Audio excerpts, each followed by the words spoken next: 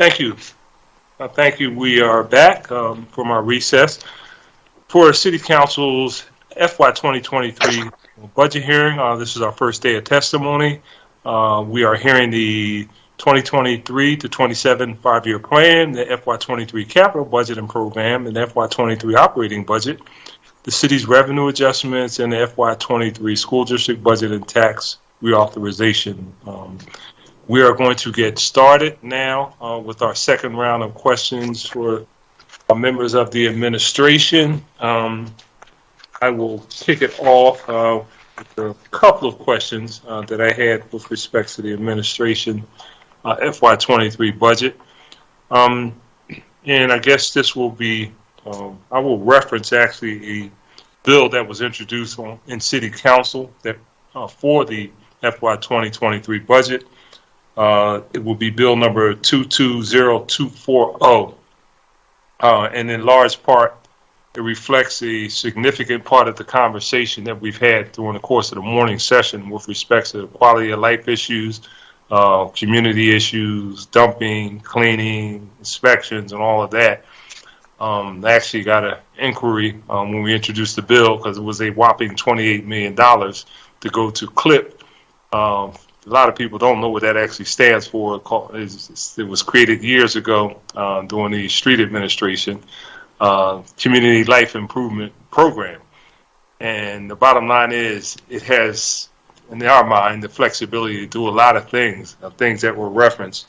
So I'm going to ask the administration, and I don't expect an answer at this point about their position on the bill, but I do want to say that the bill reflects the need and the ability to efficiently consolidate and structure our old program as it relates to the neighborhood approach.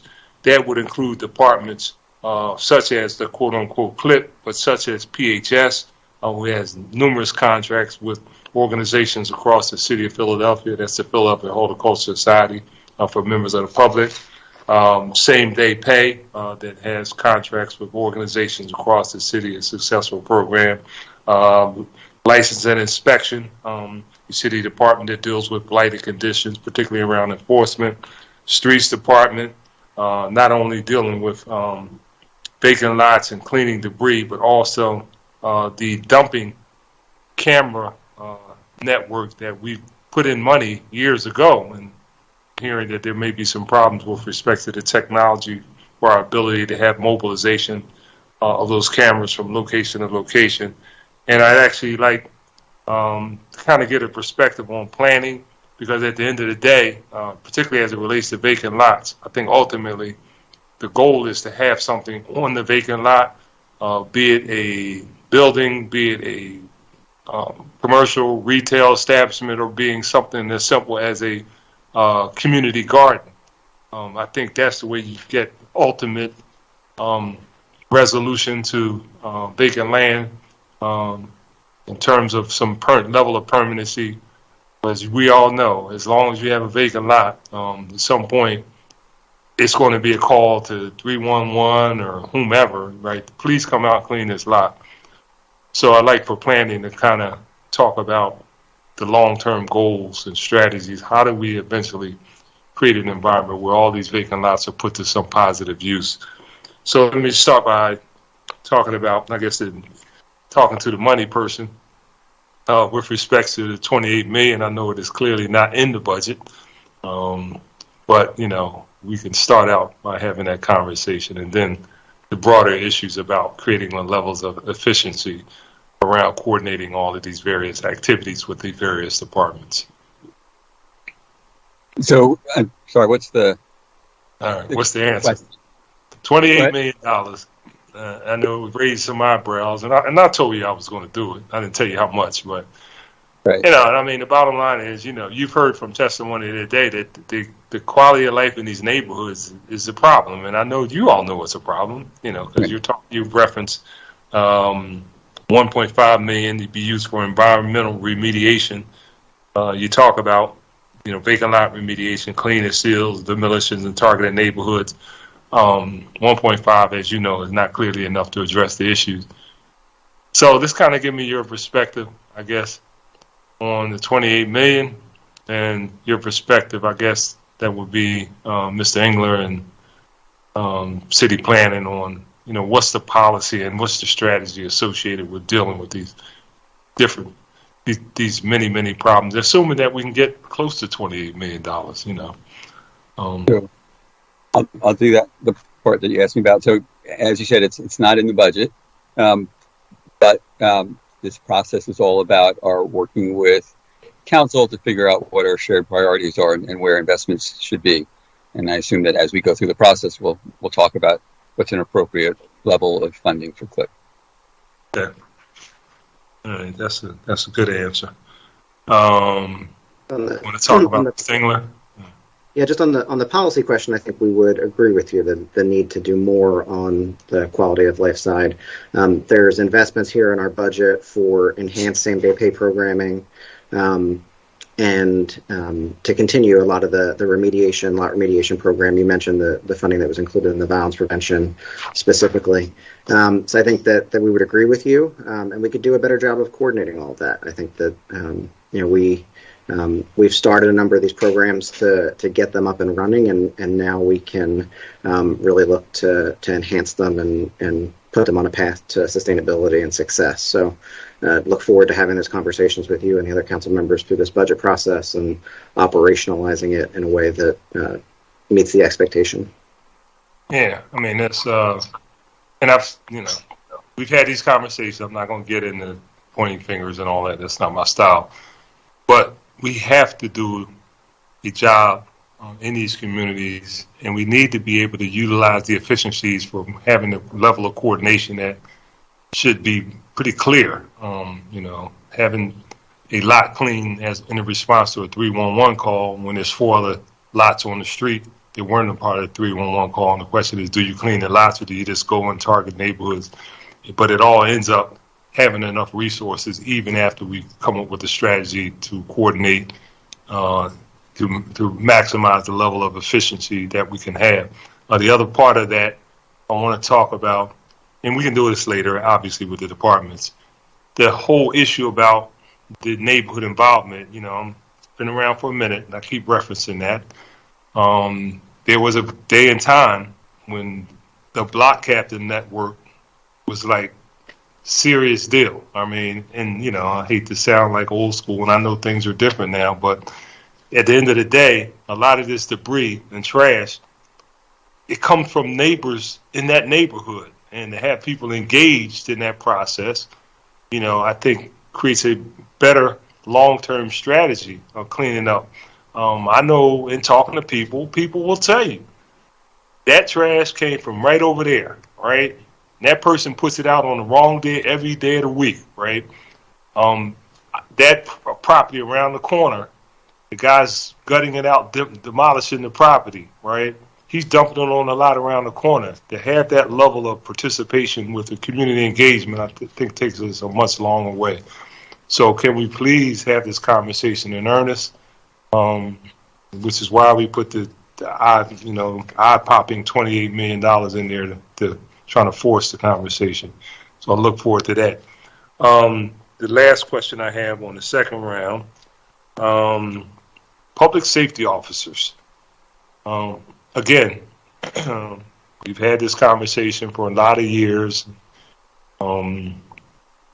Frustrating. I know I talked about the bet that I had with a colleague. I'm not going to say it on this particular forum about whether or not the money was going to actually be spent. Somebody told me that there was an editorial in the Inquirer about public safety officers. I didn't see it. But I know that our ability to address not only the quality of life, but actually more importantly here of late, being able to have sworn police officers focus on crime, given the level of concerns that we have in our neighborhoods.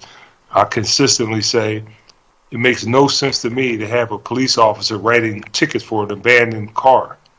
That makes no sense in the world. This whole issue is starting to become increasingly more problematic, and it's a good thing because people are coming back to work. The traffic is picking up. You're now starting to see congestion in neighborhoods. And again, that's a good thing because people are coming back to work. The original proposal called for public safety officers to deal with traffic. This issue about police cars sitting on construction sites, basically sitting in the car doing whatever, and I commend the police for their great work. But there's no reason in the world why we can't have the civilianization of that particular level of personnel doing that, carrying mail. I mean, all those things that we have police officers doing, to me, makes like no sense. So, and I know we had this conversation about the FOP, but in all due respect, the FOP, and I know people over there were fine, but they're a union representative. They're not a member of the government. And the government should make the decisions about the appropriation and the deployment of government personnel, not a particular union. So, can you talk to me about the latter? Where are we? So I'll let the managing director talk about the public safety enforcement officers specifically. On the issue of civilianization, that was something that both the commissioner or the administration as a whole really fought for as part of the last arbitration award related to the FOP contract, and we have a process in place now to look at civilianization of some of those exact job responsibilities that you mentioned. The mail carrying, things like that really shouldn't be a sworn officer's responsibility. So we have a process now where we can get that done. And I think that one of the first ones that we've looked at is this public safety enforcement officer piece to it. So, Tumar, do you want to jump in with that? Yes, sir. Good afternoon, Council President. As Jim said, we support the public safety enforcement officers program. As you know, we spent a lot of time, folks from the managing director's office and other departments working to set this program up. Throughout October 2021, we worked with the ad board and we sort of created job descriptions for these programs. We posted a job description for public safety officers and for supervisor for what we call the public safety officer program. Shortly thereafter, in December, we received correspondences from the FOP citing their concerns that we shouldn't go forward with hiring for these positions because these folks, as they deem, is under their traffic enforcement program. We then paused and had conversations with our law department, and we had two paths to take. One path was participate in that sort of Act 111 process with the FOP and with arbitrators, as Jim Engler just mentioned, the ability we got in this last round of labor contracts with them. The other path was we could have continued hiring we could have continued moving forward. We could have hired someone. FOP likely would have took us to an arbitration process in the state. It was the advice of our counsel that process wouldn't have been favorable to us. And that process, if that we would have went forward with that process and FOP would have won, that process would have ultimately stopped us from being able to implement this public safety enforcement officers program permanently. I didn't want that outcome, so I decided that we should utilize the outcome within the Act 111 process. That hearing is forthcoming. We've been having conversations with PPD, other than public safety officers, similar to what you mentioned. We think our strategy should be going in there and defending the public safety enforcement officers program, but also going there for other civilization needs that we think we want out of the department, and we're planning and preparing to move forward with that.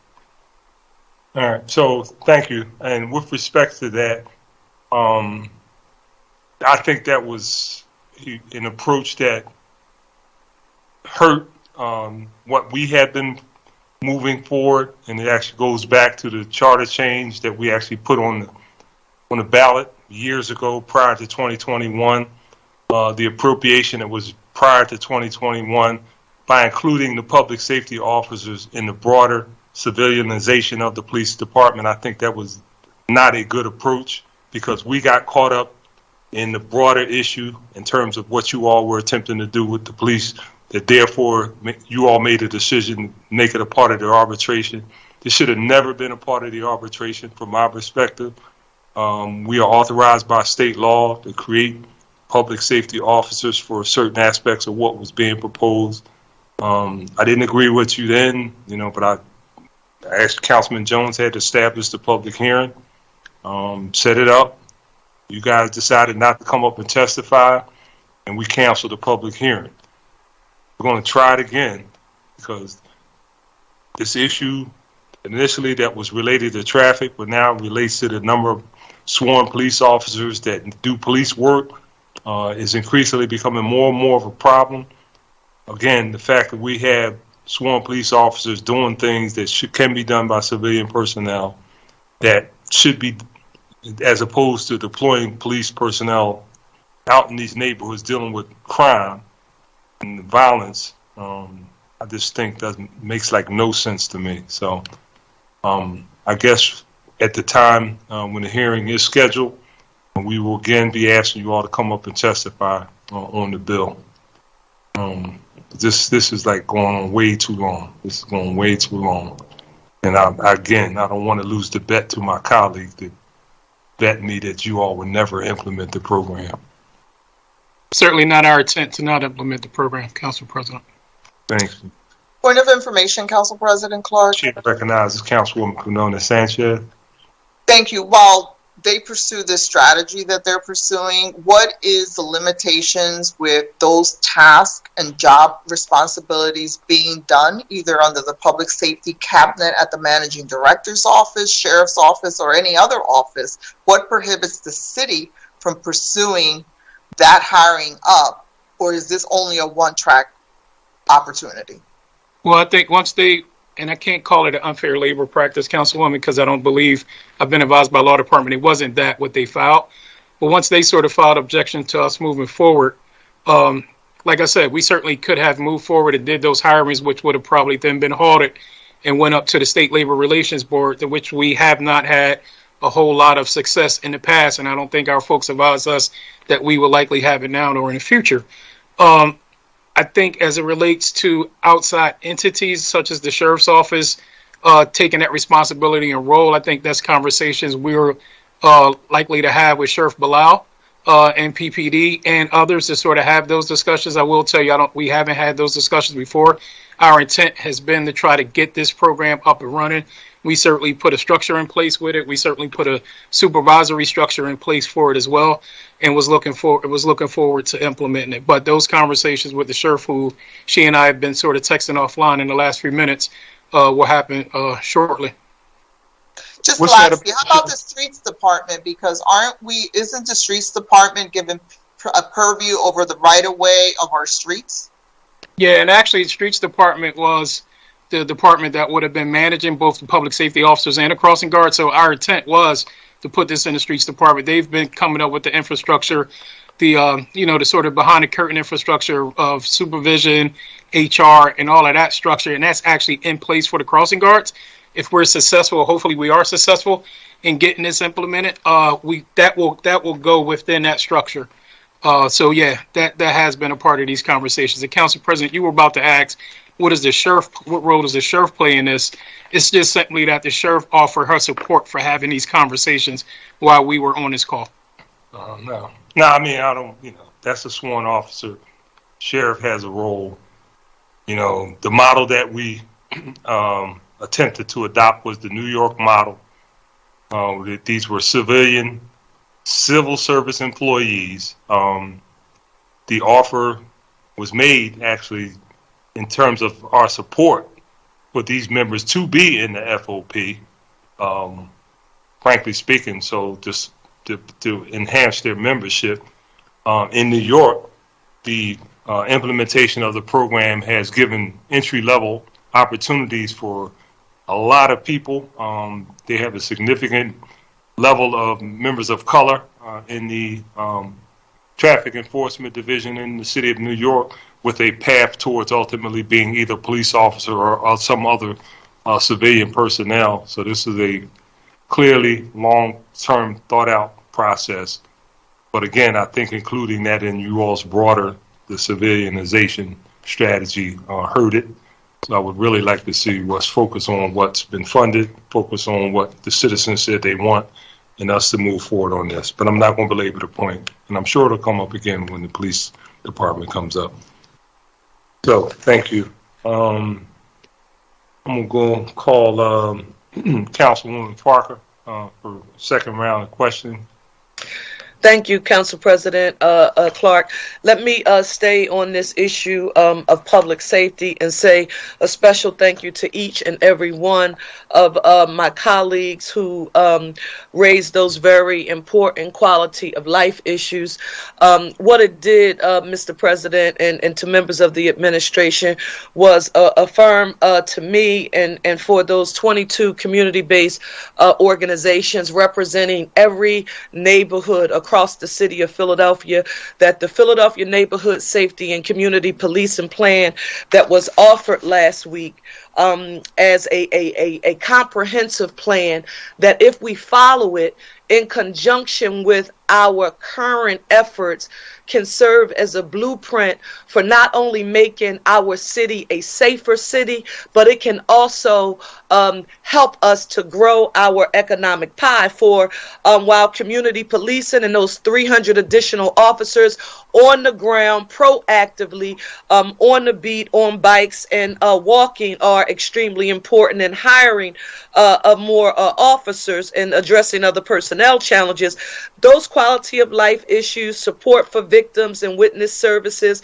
along with that community engagement and human investment in our infrastructure is extremely important. And as we think about that, I want to say for the benefit now, this is for members of the viewing public, we don't need to look at this simply as the duty of the city of Philadelphia. This requires an intergovernmental strategy that requires funding and system supports from the federal, state, and local government.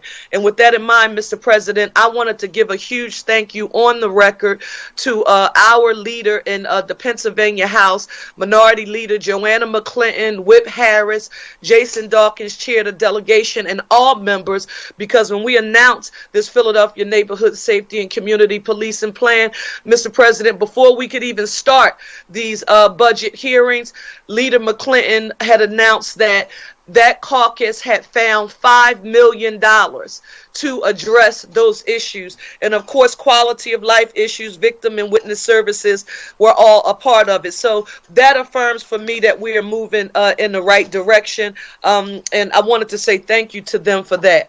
But I also wanted to talk about this issue of addressing these quality of life issues, which includes in the plan the issue of L&I and enforcement. One of the things that has come up when we talk about our ability to enforce the laws that we pass here in our city is that if they are not enforced, we don't have the staff to enforce them, they become paper tigers. I think about all of the worker supports and safety laws that we have enacted here in the city of Philadelphia, many of which are supposed to be enforced by the mayor's office and our deputy mayor and the Department of Labor. But if they are not adequately funded, we cannot effectively and efficiently enforce those laws. In addition to that, I want to ask you this question in particular, Mr. Engler, because I listened to you with great specificity and intent when you talked about revenue generating mechanisms, revenue generation. Sometimes people look at the legislative branch and they just think, well, the only thing you are expert articulators of problems, and you never think about revenue generating solutions in our city. I want you to tell me if you have any idea how much money do you think the city of Philadelphia is leaving on the table when we think about worker misclassification. I will be holding a hearing in City Council and talking to L&I and the Department of Labor during our budget hearings about this, but worker misclassification, ultimately referred to as payroll fraud. Do you know how much in wage taxes and other business taxes are we leaving on the table as a result of this illegal practice? Thank you, Council Member. I don't have a figure But my sense is that, like all fraudulent activity or illegal activity, I think it probably leads to a substantial amount of resources that are unaccounted for and uncollected by the city, because someone classifies someone as a 1099 worker or a day worker, and they're just paying them cash as opposed to paying them a salary or paying them and getting us the wage taxes that are due. It has been a focus for this administration. I know the Department of Labor, L&I, Revenue have been working to try and address it in certain areas.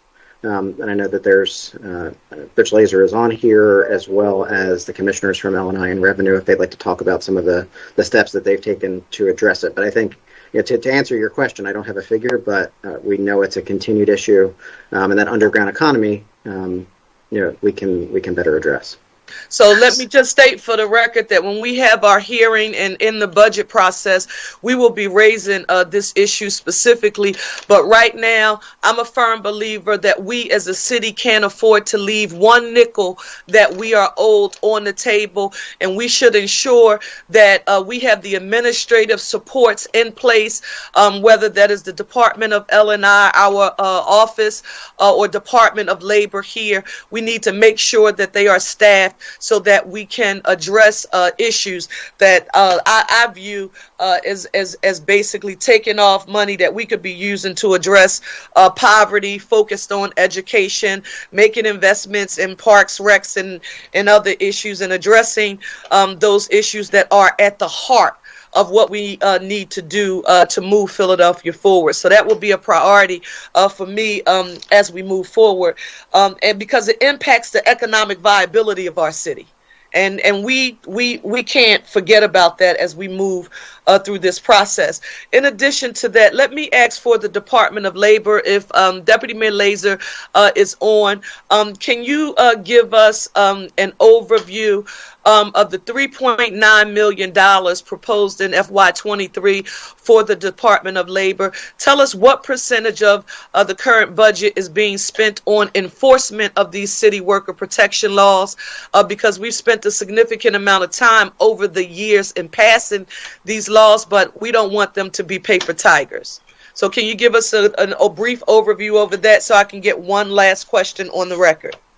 Yep, thank you, Councilwoman. Yeah, we're going to create 3 more positions in the Office of Labor Worker Protection to help with enforcement.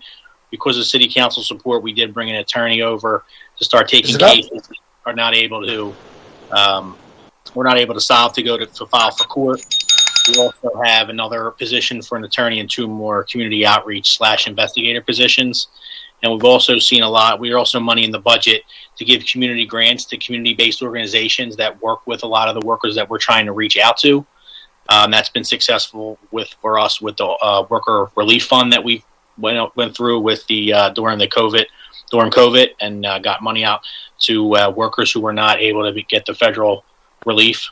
So we're also. Mr. Bates, let me just state for the record that I look forward to, in the budget hearings, us going into detail more about those investments and what they will mean to enforcement of laws that we have passed by council. The final thing I want to state to this administration is that when we're talking about this issue of public safety, again, I want us to view it from a holistic perspective, and I also want us to think about our population loss. Philadelphia just had one of the largest one-year population declines since 1975. We lost almost 25,000 residents between July 2020 and July 2021. In addition to that, Pew reports, they predict that we could lose up to 20,000 daily commuters by 2025. And if we are talking about doing what I just mentioned and what Mr. Engler referenced during his response to early questioning about growing our tax base, both in terms of residents and non-resident workers, we have to figure out a solution to address that. Council President Clark worked very closely with, and we are anxiously awaiting data coming from TRF about the fact that between our last census and today, overall, 31,000 black people left the city of Philadelphia and 11,000 white people left the city of Philadelphia. And while we know that education, public safety are prime reasons for that, we anxiously await the data so that we can peel back the layers to figure out why. We have to continue growing that pie. And I want you to respond, if you will, to what we are doing now to grow our tax base. Again, in terms of residents and non-resident workers. I'll go on mute and listen. Thank you. Thank you, Councilwoman. Growing the economic pie. What are we doing? So we are expanding the outreach from the Commerce Department, increasing the number of staff so that way we can do more on the business attraction and retention side. And we're making investments in all of the areas that you highlighted as reasons why people would either want to leave the city or be hesitant to move into the city from a residential perspective. So those investments that we're making around public safety, in community amenities, and in the quality of life issues that we've been highlighting all day, we know those are things that are detrimental to getting people either to stay or to want to relocate to Philadelphia. So we're making those investments now in this budget proposal and trying to sustain them over the next several years. So that way we are, we're making Philadelphia the place for people to live, work, and play. Thank you. Thank you, sir. We'll, as the council lady said, I'm sure there will be follow-up for the department specific. Chair recognizes Councilman Jones. Thank you, Mr. President, and thank you, colleagues, for elevating the discussion around public safety to an all-time high level, and I appreciate it, and so does the citizens of Philadelphia. My first round question was not answered about the Citizens Police Oversight Commission and why the budget is in the managing director's office as opposed to being a standalone independent entity like was passed on the ballot for the charter change. Putting that, while you find the answer to that, I want to stay on my theme of capital improvements and want to get, I had a very good conversation with the Commissioner of Public Property, whom I've had a long-standing positive relationship with, but I need to put on the record where we are with the following facilities. The Fire Academy on the waterfront, what is the status of that? Someone between that meeting and now texted me and said that the burn unit was closed and that there were problems up there. So I need to know, capital-wise, what has been done, what is planned to be done for that facility. The forensic facility, we have had discussions with the chief of staff about possibilities, but I want to put on the record where we're heading, because anytime the district attorney and the commissioner of police agree on one thing, then we should pay attention. And so if we could deal with the status of those facilities, and then finally, where we are on water infrastructure, 3,000 miles of water infrastructure, I think with a 23% leakage rate. Are we going to take advantage of the infrastructure bill and funding to fix some of that? Thank you, Councilman. Who wants to go first? Thanks, Councilman. I think we're still trying to get to the bottom of the Police Oversight Commission budgetary issue. I think it's just a vestige of how the Police Oversight Board has been funded in the past, and we'll make sure to work with council technical staff to get it resolved to everybody's satisfaction at the end of the budget process. But there wasn't an intent that the MDO would provide that oversight. It is independent. We've been acting in accordance with that. On On the forensic lab, understand and hear you on that. Appreciated the conversation last week, and we're having our internal conversations about that and seeing where we can move that. I don't know if Commissioner Greenwald is on, but I see Mike Carroll is teed up, so maybe we'll take the water infrastructure question first and then come back to the fire academy. If that's okay. That's fine with me. Thank you, Council Member. Speaking to the ability and the opportunities for us to invest in water infrastructure, we are very determined to make investments leveraging as much federal support as we can. I want to point out an issue where we're hoping we can get successful changes in the state and federal guidelines, and I'll just try and sum it up this way. We're set up to take federal financing through the state revolving fund, and what we want is federal funding. So we're able to take advantage of low interest loans that support improvements in our infrastructure. But the fact is, because of the level and the structure of our water rates, we're effectively ineligible for grants for straight up funding for our water infrastructure. So we've communicated this to the Biden administration and Senator Casey's office. They both acknowledge this is an issue they see in other municipalities across the country, and we're going to be advocating for changes in policy and legislation to allow us to take advantage of that funding, those grant funds. Okay, I would also urge us to take a deeper dive, harder look at utilizing some of those funds to prevent terrorism, prevent things like hostile takeovers of our computer systems, and interpret some of that infrastructure to be OIT as well. I am concerned on a daily basis of hackers, but in light of what we're going through with Russia, that could be a vulnerability area. And I want from time to time you guys to report that to council to make sure that in a meaningful way we're making improvements on our water infrastructure, on our electrical infrastructure, so that they aren't as vulnerable as I think they are.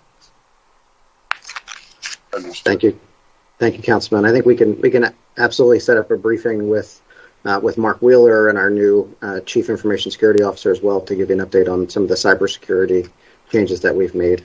And I see Commissioner Greenwald popped up. If he wants to talk about the fire. Thank you. Hello. Hey, Councilmember Jones. All right. Hello. Yeah, we How did. you been? I'm good. Long time no see, right?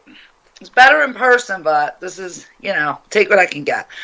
So I did follow up on what we talked about yesterday about the, you had some concern about those burn pits, and that was taken care of. The one thing you asked about at the fire academy, the burn tower, there was a lot of work done. We were under the impression it was up and running. So we're confirming that. We improved all the panels. We did the other safety improvements. We fixed the infrastructure. So I will follow up with fire to make sure that it is up and running. But all the improvements that we were doing to the burn building were done. Now we are working on some design with some modular issues right next to it. But I think that has been complete. It has been complete. Let me just make sure it's up and running. I appreciate you promptly looking into it. I am very much going to stay focused on the development of a new location for the forensic lab. The correlation between closure of shooting cases, homicide cases, depends on those technicians' ability to be able to take two shells and say they're from the same gun, or to be able to process break kits, or to be able to make sure that ghost guns are dealt with. If we do not give those professionals adequate equipment and space, we're not going to improve our closure rates. So I'm hoping that we will take opportunity to tap into some of those federal dollars, to match it with some city dollars, so we can do what we need to do to improve that facility. Thank you. Thank you, Councilman. Thank you, Mr. President. Chair recognizes Councilwoman Gauthier. Thank you, Council President.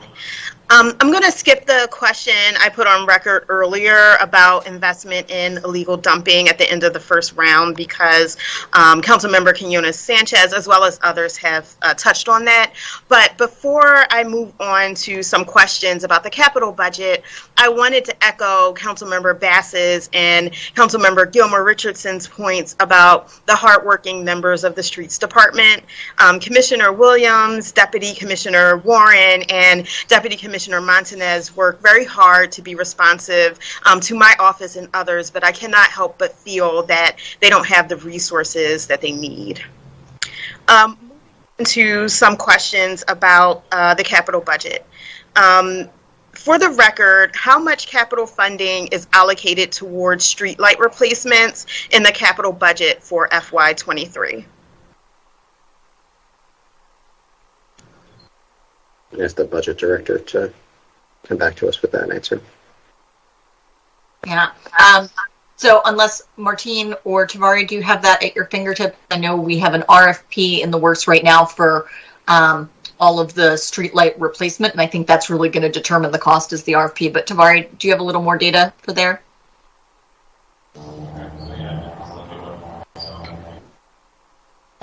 You're on mute, Tavari. Off of mute. Okay. So in the capital budget, there is $500,000 specifically for street lighting improvements. $300,000 for street lighting improvements. We also have an additional $350,000 for street lighting for alleyways. So we kind of segment the two. So that's a total of $650,000. Okay. How many street lights and alley lights do we think those amounts will purchase across the city? So for that one, I think I would defer to the street department to kind of talk through their program for street lightings. And while they're doing that, I should also point out that we're planning to do a borrowing to fund street lighting across the city. So this is just a small portion of our street lighting investment. Okay. Is the Streets Department planning to come before council outside of this budget process for approval for a contract under the operating budget to convert our street lights to LED?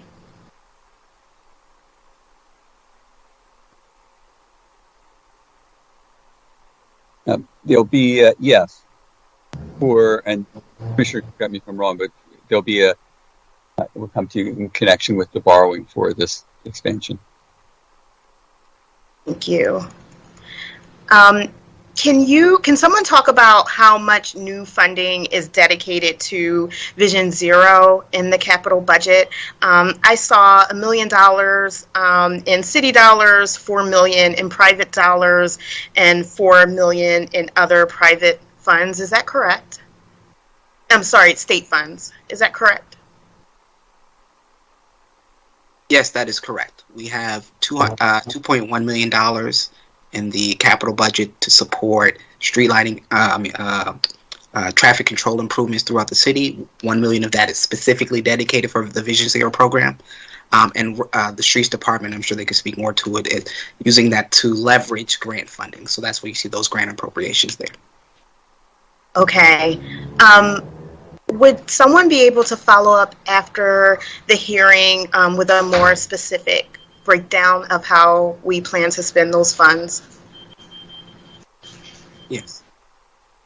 Thank you. Yes, certainly, Council Member. This is Mike Carroll. Yeah, we will provide that detail as much as we're able. Some of that is what I would call prospective, and we'll use it to support projects as they become ready. So a level specificity corridor by corridor might not be 100% ready in order to respond in time for you.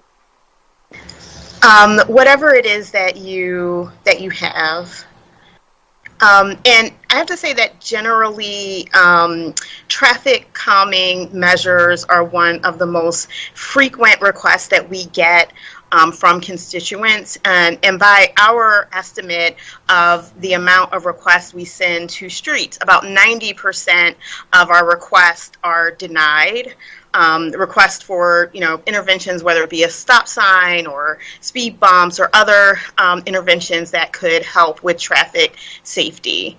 So I'm interested in knowing, generally speaking, how much capital money we allocate to the installation of traffic calming measures like speed cushions. Yeah, so that's mostly going to be operating funds. We could provide that detail, though, in any case. And I'll just point out that often what we're trying to do when we're spending capital dollars is to incorporate those types of improvements along with paving. So sometimes the funding is in paving budgets, and it's a little bit unclear until we really dig down to show what's actually being spent for traffic calming measures specifically. But we'll do the best we can. Okay.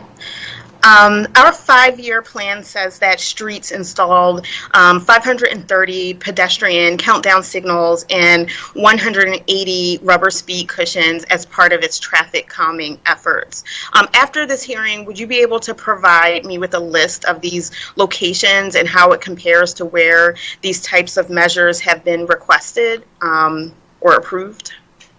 Yes, we'll follow with that detail. Thank you. Relatedly, Otis administers the Neighborhood Slow Zone program, which is meant to reduce driving speeds and encourage safe driving in neighborhoods. According to the city, 28 neighborhoods applied for slow zones, but only a few have been funded. I see that funding for neighborhood slow zones comes from the Automated Red Light Enforcement Program. Is there a particular reason that the program is funded in this manner, and could we use additional capital dollars to fund even more slow zones? I'm sorry. In the past, we have used other capital funds, so that opportunity does exist. We felt like this time around we were able to make a pretty significant ask of the Automated Red Light Enforcement Grant Program, and so we will continue to do that. But for this round, we had to address not just, I think, the need for us to build a capacity, for us to get the funding, but the capacity of the office to actually manage projects in kind of a post-pandemic environment. So we hope we can scale the program up more, and we'll continue to make requests. Okay. The point I'm trying to make with these questions is that, over and over again, going back to this discussion about quality of life, the Black and brown neighborhoods that I represent are routinely denied requests to help make their neighborhoods better. In this one particular area, we're talking about traffic interventions. I don't understand why most of the requests are denied. I don't understand why we can't add more investment into this area, particularly when, as a city, when we want to do big things, we find the money. We found $60 million to try to go after infrastructure dollars. We found, over $20 million for FDR Park. Those are great, laudable goals. The point I'm making is that when we want to find money to do things, we find money to do things. The exception to that seems to be when it's really in, the neighborhoods that are most in need. And I think we have to get away from that. And I hope that this budget can be, a place where we start to think about things differently. If I can certainly acknowledge your perspective, I think we're working to do that. I would want to point out we'll be submitting an application for federal funding under the RAISE program, which is addressing specifically the issues that you're talking about, trying to make a broad spectrum of improvements, addressing quality of life issues, state of good repair issues, and traffic calming, traffic safety issues across neighborhoods. And those neighborhoods will be identified specifically because of the level of disinvestment that they've experienced in the past, with a real focus on equity and racial equity in particular. So we'll keep working on that. If we don't get that funding this time through the RAISE grant, we'll find other opportunities to follow up. But we're doing the best we can to organize that approach and really elevate it as a priority for the administration in terms of transportation spending. Thank you. I look forward to that. I hope we get that funding, and I also hope we prioritize the funding we already have. Thanks. Thank you, Councilwoman. Chair recognizes Councilwoman Bass.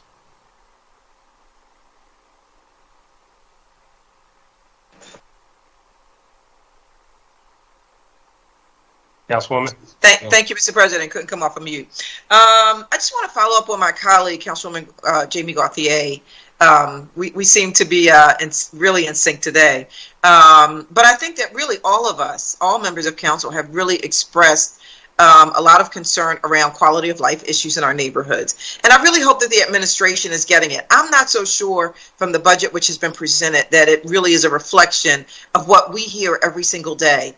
And so I'm hopeful that you will really, really hear what these members are saying today and that you take it to heart because, again, I don't see that reflected in the numbers and in the budget. As the councilwoman just stated, we find a way to make things happen when we want to. We find a way, we can change rules, we can find money, we can do all kinds of things when we're really interested in making something happen. And so I'm really hopeful that that this body will be heard and that changes will be made that are more reflective of what it is that we hear every single day and we see every single day. So I just had a couple of questions. And I wanted to start with, as I was sitting here just thinking about, again, quality of life issues, and knowing that we're going to be talking about parks and recreation, we're going to be talking directly to those departments later down the line. But I did want to talk about rebuild, okay? And so I know that, and the soda tax. And so I know that, you know, listen, every mayor has a signature program initiative that's going to be making big change. The one that is most pronounced that comes to my mind was NTI, when Mayor Street had his NTI program, which was really, you know, you could see it. It was something that there was no doubt if there was an NTI program, if it was happening throughout the city of Philadelphia, it was very much present and very much visible for all to see. Contrastly, when I look at rebuild and the soda tax that we enacted to pay for rebuild, I think that there was a perception that new playgrounds, recreation centers, you know, parks, you know, they were going to be getting finally the level of attention that they deserved. And while I know that there is a considerable amount that has been spent on rebuild, it was a 7-year program. Initially, it was a 7-year program. It was supposed to be $500 million. You know, that number has bounced around. And so the first thing I want to ask is, how much are we planning to spend on rebuild as we stand today? In Rebuild's latest report, they're projecting to spend between 400 and 450 million. Okay, so that number, okay, so that's changed just a little bit. So now it's between 400 and 450 million dollars. Okay. And we talked about that, council member, we talked about that when we got the first returns of the beverage tax a few years ago, after the program was started, that it needed to be scaled back because the revenue projections in the beverage tax came in slightly below what was originally projected, and the cost of the borrowing had gone up. You're correct. We did talk about it, but a figure was not associated with what scale back means at that time. So if I remember, it was much more vague. And I've been trying to pin it down ever since then because there is an expectation in terms of what people expect from us. And I want to say that I see Kara has joined us, Kara Strong from Rebuild, who is just amazing to work with. But again, like so many departments, I just feel that doesn't have the resources that she really needs to be able to get done what was promised. And when we go out into the neighborhoods, they see these playgrounds, rec centers that have been untouched, and many of which will remain untouched at the end of rebuild because we just haven't put in the amount of resources that I think people were expecting to see in terms of an investment. So I'd like to get a sense from the administration, just going over the expectations of our public facilities. One of my colleagues asked a question which prompted a question in my mind after we just did Philly Spring Cleanup last weekend, and much of our work was done around cleanups at playgrounds and recreation centers, which I think we shouldn't have to do. Taxpayers pay tax dollars. There's supposed to be cleaning that's done at our recreation centers and facilities. There's supposed to be maintenance done at these same facilities. And so I guess what I'm asking is, what is the schedule for these for maintenance and cleaning, and also how much is allocated out of our city budget to care for our facilities, whether they be parks, recreation centers, or other facilities as well? Jim, I'm not sure if you want me to jump in. Councilman, it may be easier for us to have those individual departments respond in writing, because I think each of them has a maintenance budget allocated and will be able to, show you the budget, show you the schedule, and show you the frequency of cleaning if that's easier. So, Rob and Marissa, I think if we want to add that to a list of the questions that we follow up on. That would be great, and we can do that when we have those individual presentations, because I think it's important. I guess I wanted to get a sense of overall how much are we spending in our budget to maintain our facilities, and some of that can come from Parks and Recreation, some of that will come from other departments, but I get the sense that we are not spending nearly enough, even after rebuild, even after, the small increases that we've had. The taxpayer should not have to go out and clean and paint and maintain the facilities in their neighborhood. This is supposed to be done through our tax dollars. And so I would like to be able to encourage our recreation advisory councils to be able to engage with our young people, to be able to help run programs to help out the staff with other activities, because there's so much that needs to be done on top of just cleaning and the painting and the things that they're, again, paying their tax dollars for. So I hope that we can get some answers to those questions. I hope that we can get them within, okay. We'll provide those. Say again? I said we will provide those.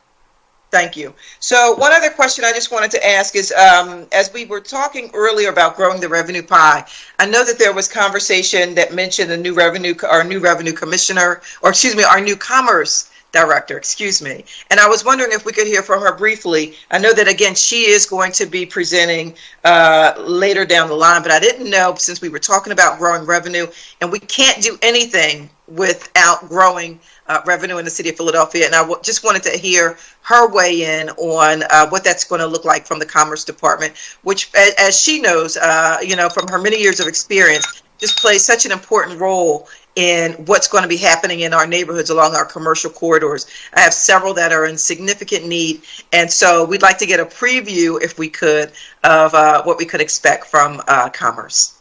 Thank you, Councilwoman, very much. You're welcome. So I think everybody would agree that the way to grow the revenue is to stabilize our tax base and to encourage companies coming into the city, retaining those that are here, and growing the opportunities for jobs in the city. And that is going to be the focus of the department, along with all of our partner agencies and all of our partner departments.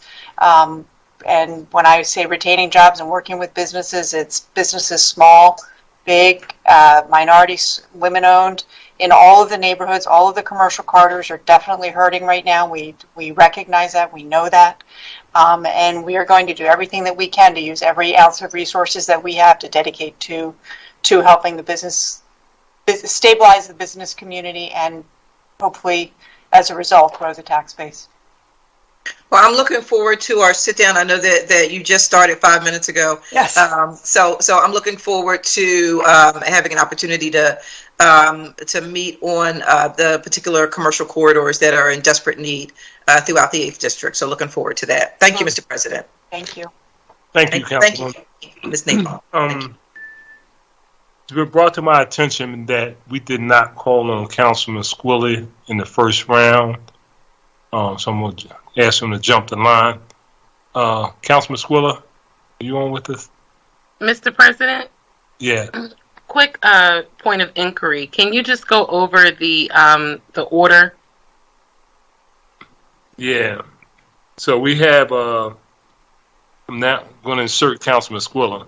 And then is Councilman Dom, Councilwoman Yu, Councilwoman Gilmore Richardson, Councilwoman Sanchez. Okay. Thank you, Council President.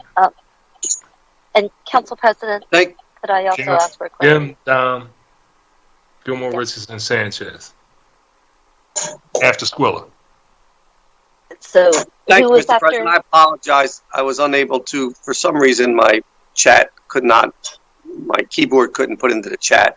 I did have my hand up, but then it was missed, but that's fine. It's not a big deal. I just want to follow up. I have another line of questions. I'm going to follow up when Councilmember Bass's questions on Parks and Rec, obviously, in the budget, and we know this is a legacy with rebuild. But instead of coming up with a dollar amount, I mean, could we just get assurance that every park position will have a maintenance person for our playgrounds and parks. Is that something that we could say will be in the budget for this year? And I think that would be easier than saying what an amount would be. I don't know that we have one dedicated staff member for each. I'd ask the commissioner to probably jump in and talk about how they allocate those resources.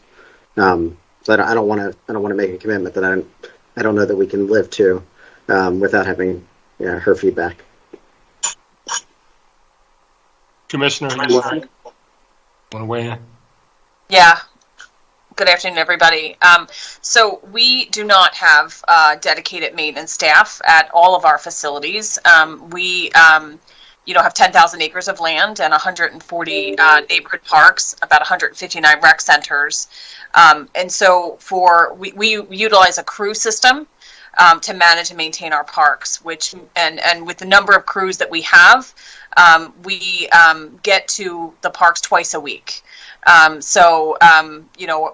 means we're doing, very, very minimal or basic landscaping, but we're primarily focused on trash and litter cleanup, and making sure those trash cans are emptied. So we have crews that go around to address, each park twice a week. Of course, if there's issues that come up in between, we send folks out, and many of the council members on this call have my cell number and reach out when there's issues or concerns at a park, and we can send people out as needed on an emergency basis to address those issues. For recreation centers, for most of them, we have caretakers. However, we might have, one caretaker for a very large site, like you think of a Simon's Recreation Center, right? They're one caretaker for, that entire campus, if you will. So our crews also help to support some of those larger sites where one caretaker, it's a challenge for that one caretaker to maintain the full facility. I hope that answers your question. Yeah, I mean, I think that is not a good answer. I think it's an answer. I think if we're looking, and we are investing a lot of money in Parks and Recs and rebuild, and we all love it. I'm a big supporter of it. But if we're going to not get back to where we have to rebuild every site, maintenance is so important. And our maintenance upkeep, and we're going to talk about the budget, our capital budget for council, money to ITEF dollars to work there, and what that budget is, and if that is still continue to be cut. But having a facility maintenance person is so important to maintaining a facility. And if we don't do that, we're going to spend more money in the future of having these places go down, whether it's a leak somewhere in the toilet, end up having to redo the floor, or whatever it may be. Just even cleaning up to make the place tidy is so important. So I would, be pushing, and I know Councilmember Bass has already alluded to this, that, whatever that amount is that we need to make sure we have facility people at every site. And the crew could be helpful to accommodate and work on some unmanned sites in other places, but not to even fill in for sites that we don't have facility caretakers. So I think, I don't know how we do that, but I think that's something that's real important. And the next question would be the money for ITEF dollars. What is the administration looking for on that? So the amount of ITEF for each district council member this year is sustained at the level from FY22, and so that's $395,000 that is just for PPR facilities, plus an additional $255,000 that can be used on any city facility. And so my quick math tells me that is $650,000 total, no change from last year. Right, and that's also a problem because. And and we help with our facilities as we get calls from our friends of groups, our advisory councils that have concerns. How do we fix something quickly? We've been patching things here and there, and it just doesn't work. And if we don't have resources to do that, they fall apart. So we're not really, the way I see it, we're not looking at our rec centers. We're looking to invest in rebuilding them, but we're not looking at keeping them up and running. And I think we need to look at that as a council person. I know our request for those dollars are going to be important, and I know that the administration has decided to keep that at a level from last year. But if we're really going to invest and use that money that we received, this is an investment I think that is needed. Point of information. I just want to make sure for the record, if Marissa could speak to what was our ITEF money last year and pandemic. Councilwoman, hold on one second. I think Councilwoman Bass had a point of clarification. Yes, thank you, Mr. President. And I'll be brief. I just wanted to mention that my good friend and colleague, Mark Squilla, I understand your questioning around the amount that we're spending or the number of people or requiring a dedicated person to be at each rec center for maintenance. I guess my question is a little bit different because one of the things I hear all the time, and I know that my colleagues hear this as well, is that the feeling that in some parts of the city they get more, they get better, they get more resources, they are fully staffed, they get the maintenance they need than in others. And so I think it's important to just be transparent and make sure that everyone can see what's going where. So that was, I just wanted to clarify what my request was, the purpose of my request. Thank you, Mr. President. Thank you, Mark. Thank you, Council Member, and that information would be good to give to the chair. The follow up with Council Member Sanchez has said too. Before pre-pandemic, the amount of the ITEF and dedicated Parks and Rec funding. Yeah, so pre-pandemic, it was split 790,000 PPR and 510,000 through the finance item that can go to any city facility. And obviously, so now when we went through the pandemic, that was halved in part, as we do throughout the capital budget, we look at a number of factors, including available carry forward, other outside streams. And so that was one of the trade-offs that was made. And we'd be happy to provide that breakdown of district by district carry forward on the ITEF so that folks can see that as well. Thank you. I guess I'm done. One real quick thing. The AMP program, and I know that we had met through a lot of different resources with the police commissioner, the managing director's office, the administration, the district attorney's office, Defenders Association. And it looks like there is now dollars put in for this AMP program for fines and fees associated with it. Do we have a timeline when we think could work with the courts to get that up and running? Vanessa, I saw Vanessa jumped on, so please take that, Deputy. I'm sorry, I couldn't get off mute. Good afternoon, Councilman Squilla. I am working with the courts. We are still working directly with President Judge Dugan over in municipal court, as well as the defenders and the district attorney to start AMP. We did put in the money for fines and fees. We are going to be following up with the district attorney's office, and we also put aside some money because the district attorney did let us know that he may need 2 or 3 more attorneys in order to be able to run that court correctly. So we're trying to follow up. I am hoping that it will be as soon as possible, but there's still a few things that we have to iron out amongst those 3 to get AMP Court back up and running. But we did predicate approximately $600,000 to be able to pay the fines and fees for anybody that participates in the program and completes the program adequately. So I'm pretty confident that we should be having it up and running as soon as possible. Okay, I know that Councilman Sanchez and myself was very involved in that and really appreciate the efforts to have something of common interest that we all could work on. Thank you for your diligence, and if you can, when you do get that information, if you could share it with the council president so he could send it to council members, it would be greatly appreciated, and I'll come back a second round. Thank you. Absolutely. Thank you. Thank you, Councilwoman. Chair recognizes Councilwoman Gim. Thank you very much, Council President. I will just say that I have a comment for the Commerce Director and then questions for Revenue. For the Commerce Director, one of the areas that I think I'd be interested in hearing is not this need to meet all businesses at all times, but a strategy on how we are tapping into the new economy. And I do think that this is the transformation that we're seeing with work from home, a generational shift is not temporary. I think it's at least significantly short term and could potentially have impact long term.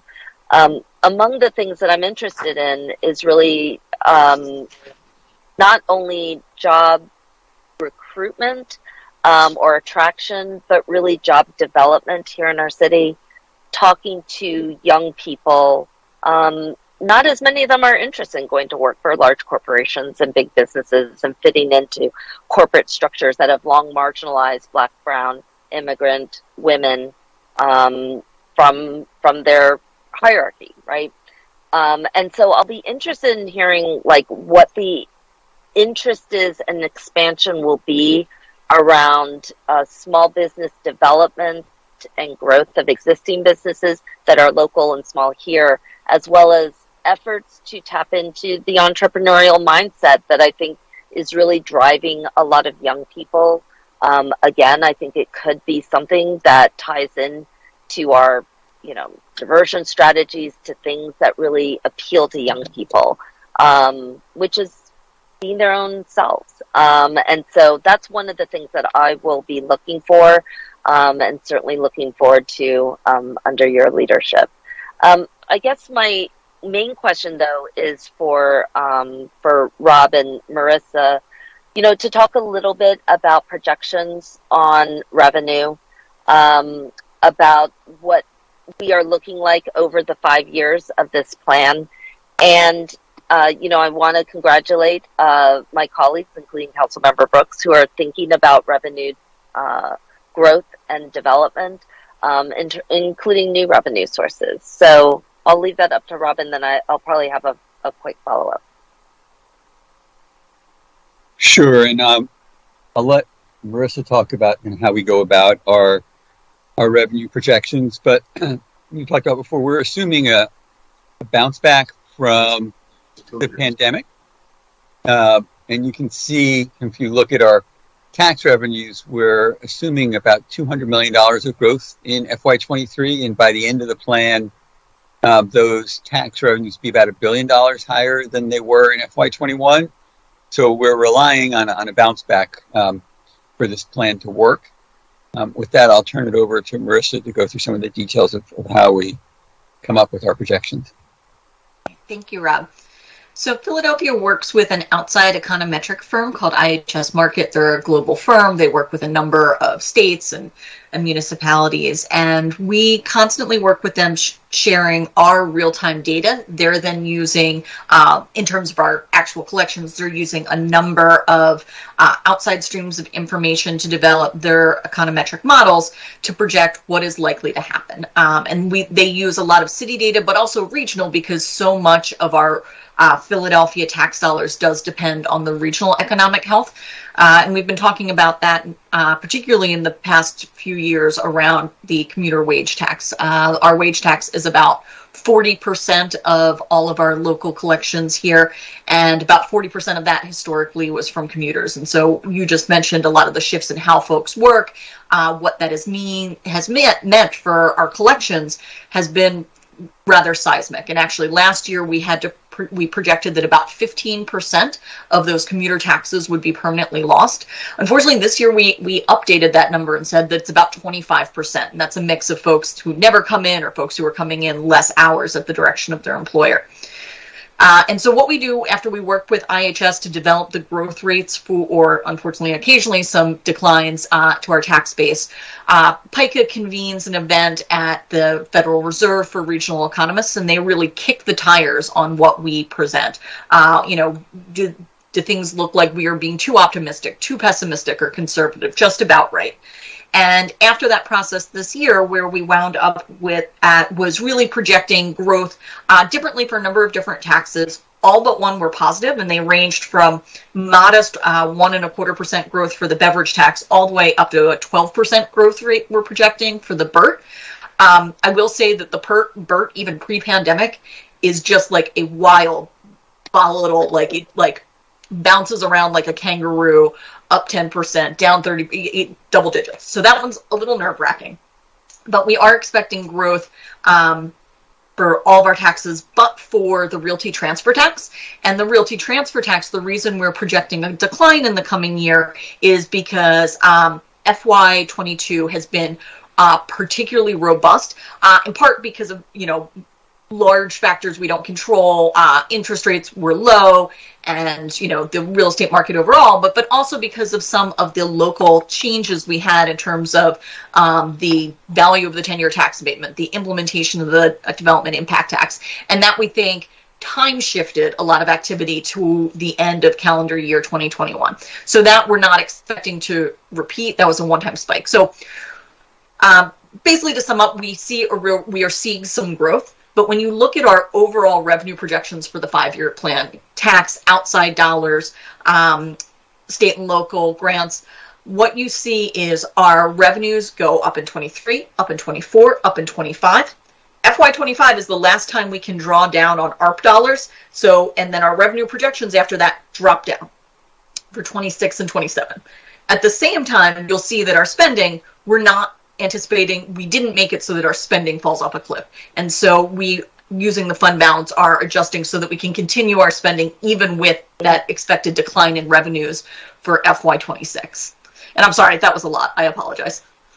No, it's a little bit of what we wanted, but to be clear, you expect that the wage tax will drop by 25% permanently. Is that what you said? What I said, we're actually, the wage tax, the percent that comes from non-residents, from commuters, we expected a permanent contraction in that share of 25%, the result of work from home. But overall, because of other growth and because of other jobs coming back, as well as income growth, overall, we're projecting the wage and earnings tax to grow by 6.95% for FY23. Okay, and how much of an amount would that 25% contraction amount to? Councilmember Gim, I just want to note for the record, we're going to have to wrap this up and move on to the next person, but it looks like we are going to have a third round. So if you could just wrap this one up, Councilmember. Yep, that was my last We'll move on. Thank you. It's over $100 million. Is that hit? The 25% amounts to over $100 million. Yeah. Okay. Thank you very much. Thank you very much, Councilmember Gim. Chair recognizes Councilmember Dom. Thank you, Majority Leader. And I just want to go back to my earlier questioning, and maybe I can get a copy of the lease for the Inquirer building. If you guys could maybe send it over, I'd love to see a copy of that, because my concerns remain on those transactions that we're really not talking about hundreds of thousands of dollars, but millions and tens of millions or hundreds of millions of dollars on our real estate transactions. And I don't know that we can move forward with master planning for major economic development or housing projects until we get our internal affairs in order, especially on these real estate transactions. So I'm concerned about that. The return on the investment for our real estate transactions, they're big numbers for alternative program funding. So now I'd like to ask some questions to go ahead with my second round. And I just want to make a state of fact that I think this budget should address, and I think everyone should address, and that is some facts that came out in the last year, that from 2009 to 2018, in the United States, all jobs created that paid less than $35,000 were 29% of the total jobs created in the U.S. In major cities, it was 28%. Yet in Philadelphia, it was 60.5%. We're producing double everybody else of low-paying jobs. And my question is, in this budget, how are we dealing with that issue? Because I think that's a big issue. I think a family of four making less than $30,000, they're in poverty. How are we dealing with that issue? We're not creating those good-paying jobs that we need. And when you look at the charts, the area where we got crushed was in the jobs that paid $35,000 to $100,000. We're less than half of everybody else. The area where we did well, or similar to other cities, was in the jobs over $100,000. So the area of focus, and this is to the new Commerce Director, I'd love for you to take this on, is really in that $35,000 to $100,000 category. That's where we're not getting those jobs. And many of those jobs, you'll see them out in King of Prussia, Devon, and Malvern. They're all out there. We need to bring them into the city. Having said that, I know in this budget it says that the forecast for the OPA certifications, which we should know about, I guess in another month or so, we're projecting about a 4.5% increase. And I know that in the budget talks, the conversation has been around, if we do any type of investment in job growth, we have to see what the evaluations on OPA will look like. But let's just assume that let's prepare now for whatever those numbers might be. So if right now if we in 30 days from now, OPA comes back and says valuations are up 10%, just as an example, what's the program on how we spend the extra $200 million over the next 5 years? How would we go about investing that to create job growth in the city and expand the economy? And to Councilmember Majority Leader Parker's point, losing 25,000 people last year is devastating for us. We need to have programs where we gain 25 or 50,000 people. How do we go about investing that $200 million over the next 5 years? What would be the right investments to rebuild our economy? So I'll take the second part of your question first, and then turn it over to the Commerce Director to talk about the first part. I think if the assessments come in much higher than anticipated, I think all of the options are on the table for us.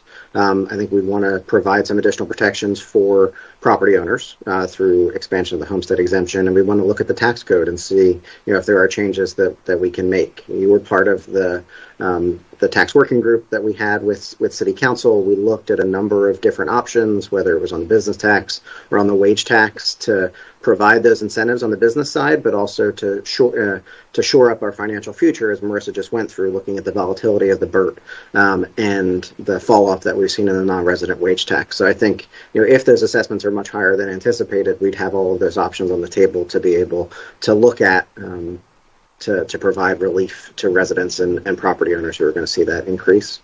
And then I'd turn it over to the Commerce Director to talk a little bit about the workforce and attraction piece. Jim, before we do, I guess my question is, shouldn't we be prepared so we don't scramble in 30 days? Shouldn't we have some ideas on how we can go about doing this and have a plan in place so we know what we're doing versus waiting 30 days and seeing where we are? Happy to have those conversations offline. I mean, I think it's Okay. We've talked about them as part of that working group, though. I don't think that they are new conversations. It's a matter of scale based off of what the assessment number is. So I think we're all anxious to get those final assessment numbers. We want to make sure that they're right and they're accurate before we go out with anything there. But I think that we're talking from the same list of options that we've been discussing for a year or so as part of that group. Okay, thank you. I'm sorry, you're muted. Thank you, Councilmember Dom. Chair recognizes Councilwoman Gilmore Richardson. Majority Leader, I was wondering if they could answer the first question, which is the job production. Our job production double the national average of low-paying jobs, and what we're doing to deal with that issue, because I think that's a major issue for the whole city of Philadelphia. Thank you, Councilmember Dom. If the administration could respond, and then afterwards we'll move on to Councilmember Gilmore Richardson. Yes, thank you, Councilwoman. Councilmember Dom, thank you for the data. That I had not heard that. I certainly hear these things anecdotally. I had not heard it summarized as you had just summarized it about the salary levels. I can tell you that I've been here for less than a week, or just 10 days, and I can tell you that we've been having some conversations amongst ourselves to focus not only on the good paying jobs, as we call them, but really career opportunities, and bringing in employers who will provide career opportunities for our residents. And that means longer range, very strategic direction for the companies that we are bringing in. And so that is one of the areas of focus that we are going to have, in addition to focusing, as Councilwoman Gim alluded to earlier, sort of the entrepreneurial market that is there and that is not necessarily serviced by government now, and thinking about the best ways to help solidify those types of small individual businesses that have such potential. Okay, well, I'm going to repeat myself again on something, and that is we need to change what we teach in our schools. I'm going to keep drilling this in until I'm dead. We need to teach financial literacy from kindergarten to 12th grade. We need to teach entrepreneurship from kindergarten to 12th grade, and we need to teach technology. And we need to give kids a chance in 9th, 10th, 11th, and 12th grade, just like Cristo Rey, where they work 1 day a week, get credit, get paid, go to school for 4 days, and have 4 different job experiences. If you want to change poverty in the long term, that's got to be a component. And I'll stop on that. Thank you. Thank you so very much, Councilmember Dom, and you have been consistent. Thank you very much. Chair recognizes Councilmember Gilmore Richardson. Thank you so much, Madam Majority Leader, and thank you again to all of our colleagues for posing questions. I just wanted to add my voice to the choir regarding the school crossing guard issue that Councilmember Sanchez brought up earlier in the questioning. I just asked the administration if they could please include the crossing guards in this conversation. You've moved them from one department, you're seeking to move them to a second department, and I'd just like to ask that you please include them in this conversation. I've heard from several crossing guards, including my crossing guard from kindergarten, about this issue, so I ask that you follow up there. I wanted to quickly circle back to the questions I had regarding the nuisance business task force and our ability to staff up that task force, both from perspective of licenses and inspections, but also for the health department, for law, and for PPD. And so I just quickly wanted to receive a response about that on the record so that I could move forward to my 2 additional questions I need to ask in this round.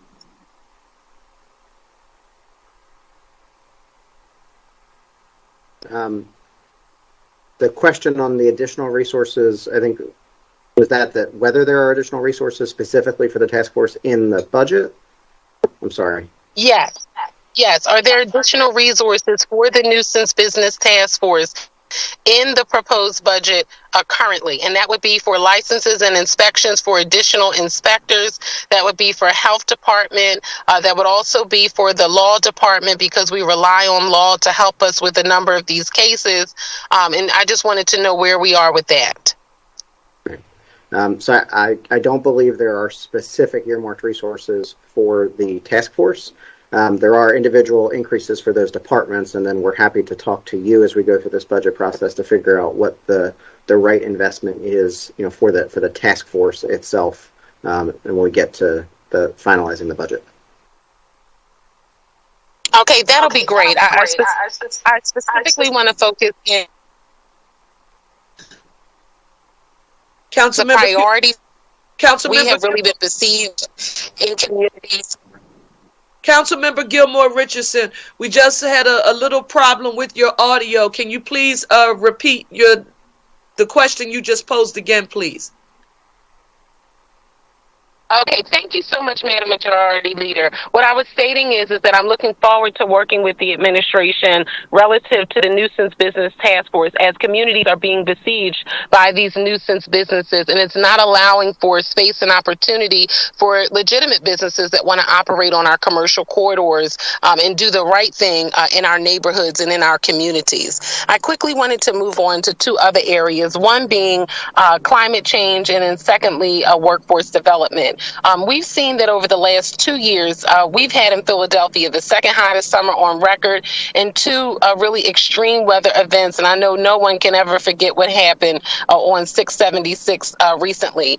We know that our residents, more so than any other cities in the country, are severely energy burdened, and many of our communities are struggling. And so there's no mention, in the plan around climate change, environmental justice, around, and even in your capital testimony. So can you please detail all the new investments the administration is making to achieve carbon neutrality by 2050 in your proposed 5-year plan?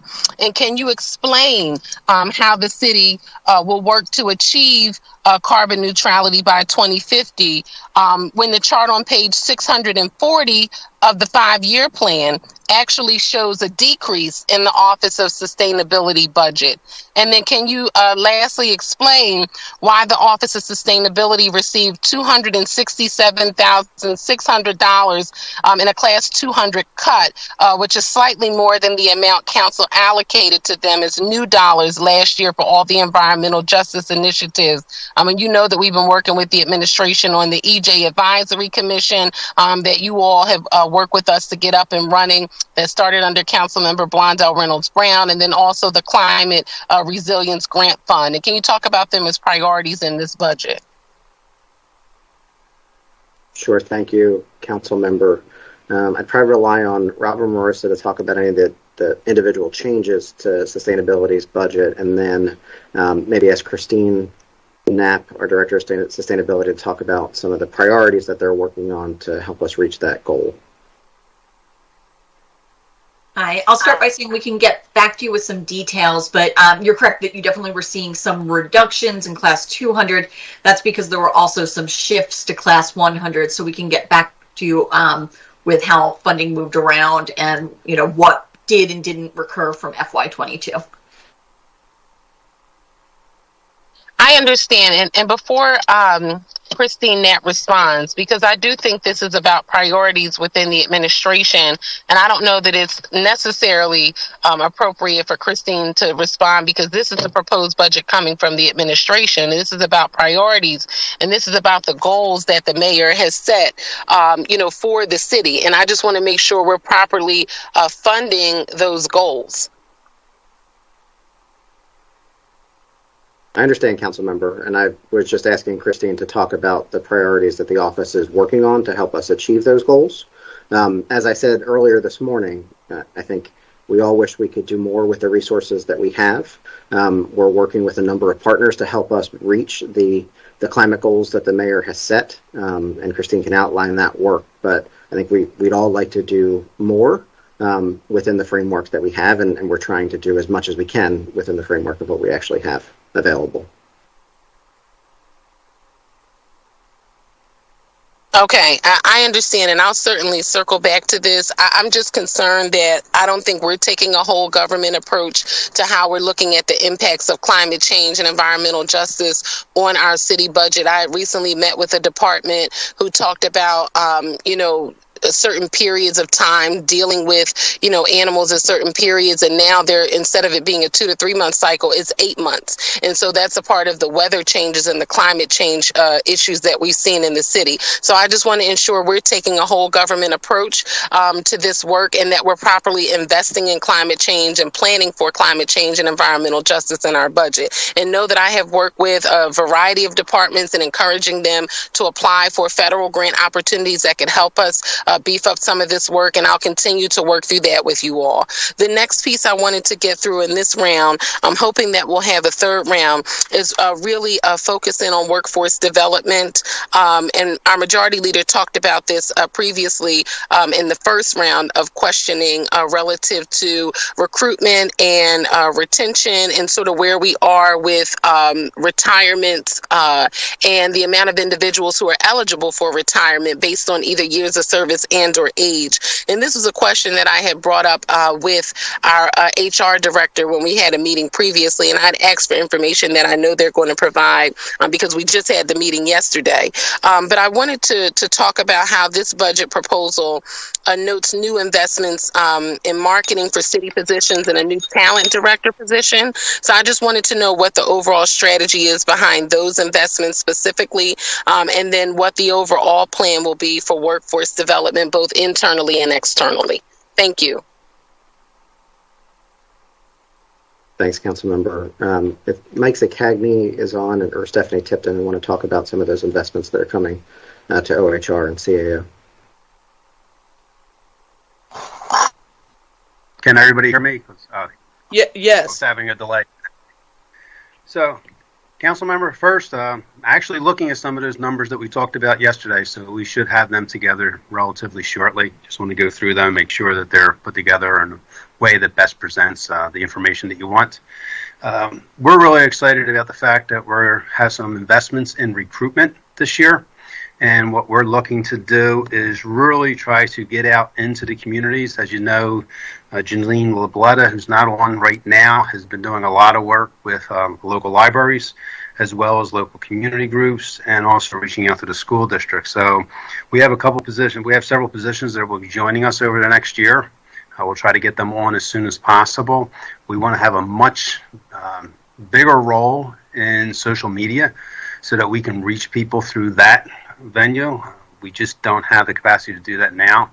And also, we are going to have probably going to take 9 to 12 months. Anybody who's bought a vehicle over the last year or so know that it takes a while to get those in. We're going to have a mobile lab that will be able to go out into the community. We're partnering with the free libraries. We're going to go out to community groups where we'll be able to do more point-on recruitment in the neighborhoods.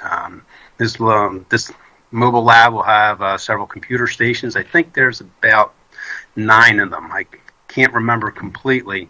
And applicants or people interested will be able to come in and actually access information there. We'll also possibly use it for our assessment processes.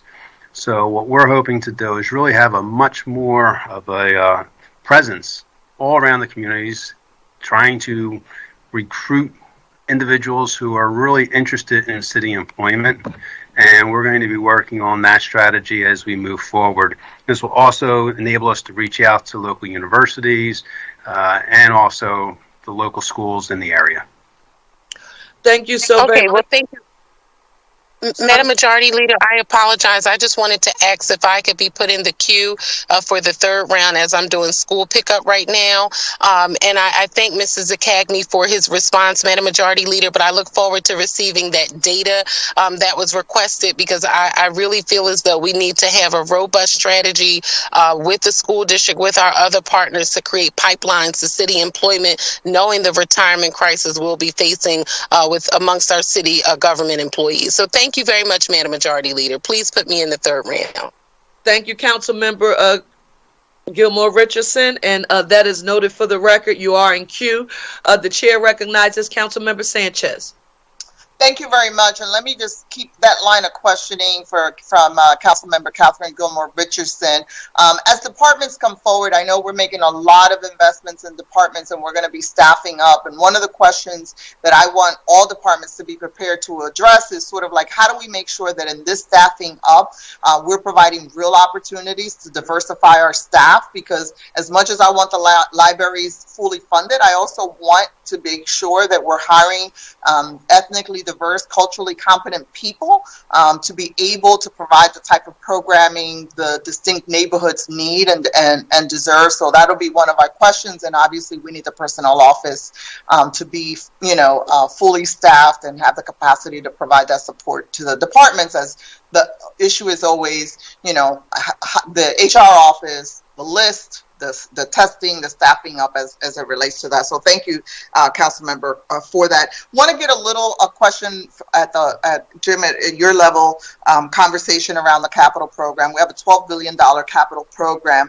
During a recent fiscal stability hearing that sponsored by Councilmember Dom, I asked questions of Harvey Rice and Rebecca Reinhardt, our city controller. We hear too many times we are building at New York prices for a Baltimore market. And one of the letters that I subsequently followed up with them was the cost of doing business with the city of Philadelphia versus comparable other cities. And wanted to ask you, what, if any, assessments or analysis your department, the mayor's office, finance, and others have done around this, and if you're willing to participate in a process, some sort of audit, survey, review around how we are comparing to other cities and on some of this infrastructure cost. Thank you, Councilmember. I don't know if Stephanie Tipton from the Chief Administrative Officer is still on, and if she could speak to some of the changes that we've made through our procurement processes. But I'll say, from the mayor's office perspective, we're happy to participate in any type of audit that's going to allow us to buy more things more cheaply, more efficiently, so we can do more things. I think we've seen dramatic increases, a number of things, shortages in a number of areas, things as simple as envelopes, where there's a global shortage through the pandemic. So I'd say, off the top, any type of assistance that we can go through to help us there, we'd welcome. But Stephanie, do you want to talk through some of the changes that your office has been able to make? Sure. Thanks. So over the last few years, Council Member, we have put into place a number of improvements to speed up the process, anywhere from having a more robust front-end system to allow for the electronic submission of contracts and bids and RFPs, to streamlining the process itself on the back end. And so we have been able to just overall reduce and streamline the process itself. What I do want to highlight, though, is the investment that we're making this year in just capacity within our central administrative offices, which is, makes my heart sing, because it's not very often that we make those investments in things like procurement or OEO. And I think, having more folks actually doing the work and being able to partner more closely with departments to get them what they need and do more of that strategic thinking with them is going to be tremendously helpful, especially as we're thinking about the influx of IIJA dollars. We're also looking at ways to just improve and streamline the experience for vendors, anywhere from, making the front line, the front-facing portal for them easier. And then also, vendor payment. We have done, and we'll talk more about that probably during our budget hearing, but we have done a lot around that, and we're seeing tremendous progress, especially because of the pandemic. We've seen a lot of automation come into that process where we've been able to get payments to vendors much quicker. So systems are important. So I definitely look forward to talking to you. I want to talk a little bit more around policy setting as it relates to this. So, and I'll use a couple of examples. There's been a lot of concern or frustration around aligning infrastructure investments from streets, water, parks and rec, and an alignment around an equity lens when work is being conducted, right? So a lot of my colleagues are frustrated, don't want the water department money because it just comes with too many strings attached. What regulatory policy alignments are we doing in that process to say, and I'll use water department, for instance, their whole policy around when they invest. If there's a disturbance of 15,000 square feet, we don't want to be part of it. Like, what has the city done to say, no, these alignments have to come together so that we can ensure we're utilizing and leveraging the independent goals and bringing them together. So, Mike, does that mean you're going to respond to that? I just want to acknowledge, your outreach and engagement with the water department. We'll do everything we can to make sure that they are the best partners that they can be, working across government. You're aware, because you've spent so much time working with them, that these issues about what the rate base is responsible for and what the taxpayers are responsible for are pretty thorny. But we'll do what we can to make sure that we get the alignment you're seeking. Just, we'll keep coming back to the issues as much as we can. All you have to do is look at the timelines when you're doing these projects, right? And so they have this zero engineering process that they go through, right, when we're doing some of these projects. So, who is looking at what we've done, lessons learned, and then how do we move forward so we can move some of these projects? I can show you 3 or 4 projects that are delayed, right, because of some of these, again, policy regulatory issues. Like, who's going to pull the plug on that and say, no, we're not holding up a rec center 6 months. We're not holding this up, and their unwillingness to say, put all the money in the pot as opposed to holding the money and holding the project hostage. Yeah, and like I was saying, when we are able to work with grant funding and align that with other city projects, which is our objective around all this infrastructure spending, I think we're going to be in a better situation. Yeah, but when we're trying to explain to ratepayers, people who are paying stormwater fees, one of the best success stories is to show them what that gets them, right? They're like, why am I paying this, right? And when they see an added benefit, green space improvements, streets improvements, right? Trees improvements in their neighborhood. Like, you could almost get away with not getting hollered at by them, because you can say, look, this pays for this, right? Yeah. And so my challenge is, it's still too siloed. There's still, this, again, zero engineering that goes into it at an enormous amount of cost. And these should be seamless, right? We can't talk green roofs because it doesn't meet their regulatory requirements. We can't, stormwater management and fields in the rec centers, that doesn't meet the regulatory requirements. Like, at what point were we going to say, whose regulatory requirements? Ours. Like, this needs to be better aligned. And I just feel like I think we could have been farther ahead on rebuild and other things if that was that political will and that willingness to say these come together. When we've done it well, and people walk away feeling good. But why aren't we doing it more? Understood. Thank you. Thank you, Councilmember Sanchez. Thank you for your leadership in that line of questioning. Extremely important for us to have on the record. Thank you for your leadership there. Thank you, Madam Chair. We are now going to formally start our third round of questioning, and I'm going to get started here. And this is for our Commerce Director, if she would come back.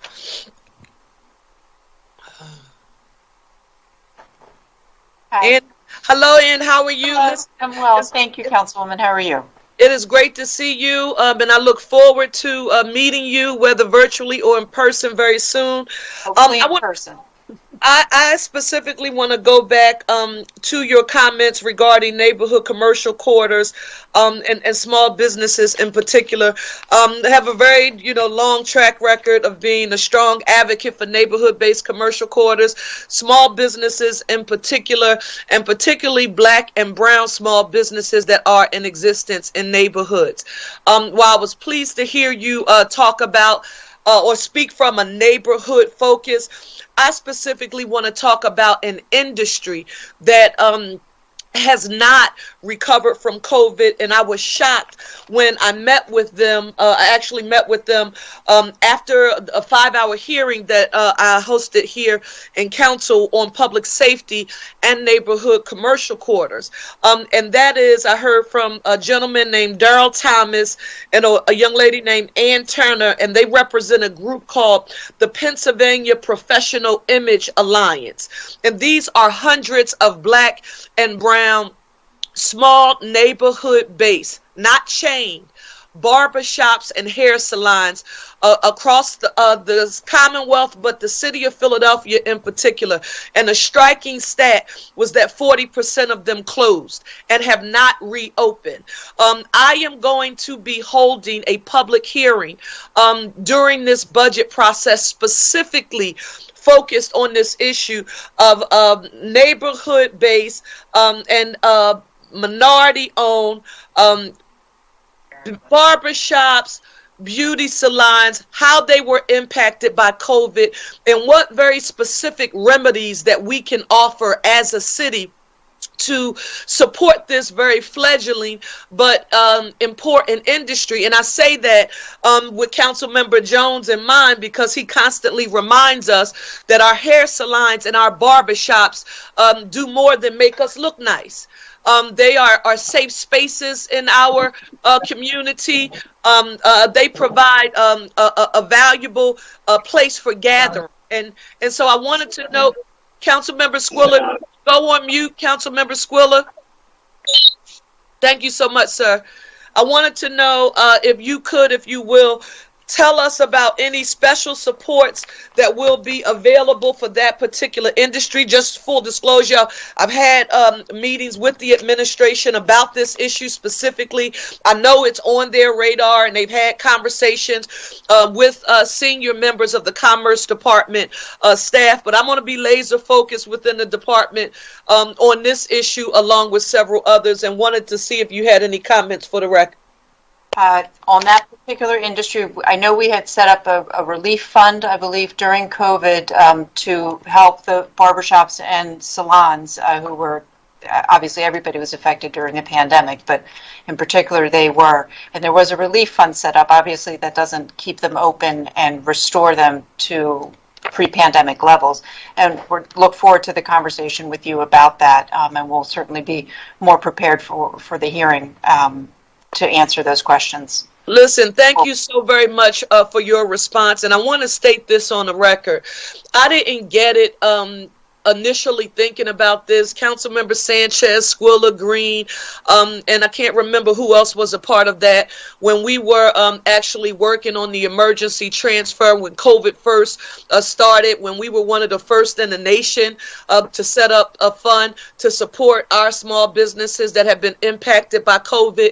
But what became evident after having a discussion with them was that there are chain hair salons and barbershops in existence in our neighborhoods that are in essence a part of a franchise similar to a McDonald's or a Burger King. I know I'm telling my age now, but we had a Command Performance hair salon that was a chain. There was a group called the Hair Cuttery. I don't even know if they're still in existence. They are. obviously their corporate structure gave them the ability to immediately respond to all of the technical requirements, eligible to making them eligible to receive funding. So those franchise salons benefited at a greater rate than our neighborhood-based barbershops and hair salons that don't necessarily have an accountant or a lawyer, a legal team on retainer that could assist them through this process. So we want you to keep that as a part of your focus, and I look forward to that discussion in the future.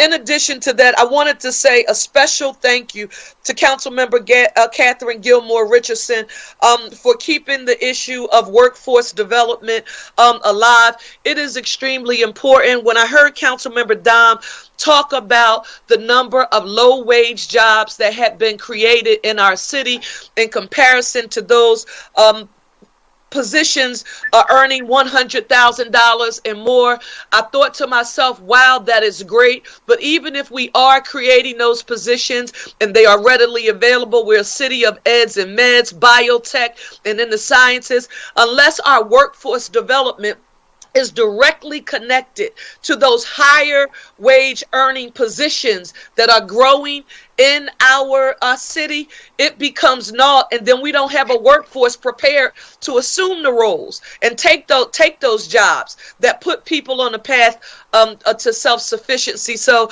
I want to see what the plan is going to be for the city so that we are directly training our people, Philadelphians, our folks, directly to those jobs that are going to be available in our city. With that being said, Mr. President, thank you so very much. You're on mute, Mr. President. Councilmember Jones is number 2 in queue for round 3. I'm sorry. Yeah, thank you, Councilwoman. Thank you for filling in so capably. Chair recognizes Councilman Jones. Thank you so very much. I'd like to move a little away from where I was, but somewhat directly related. The president put in an ordinance that will become a charter referendum, which requires the ZBA to allow 2 members to its body to be from a community organization. I think that's important to kind of safeguard the philosophy of community bottoms-up development, which I think is important. A part of the legislation that we passed in 2018 was the SLAP suit law, which talks about the need for legal representation for some of our community-based organizations who go to court, deal with development, fight it out, and do not have the legal representation some large, big developers have.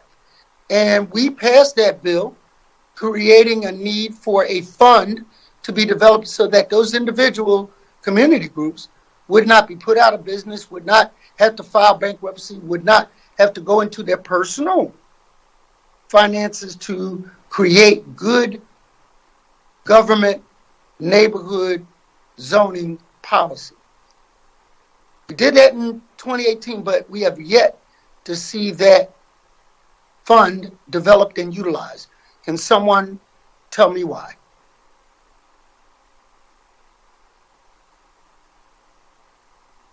Hello? Yeah, I'm sorry. Hey, Press, they just refuse to answer my questions.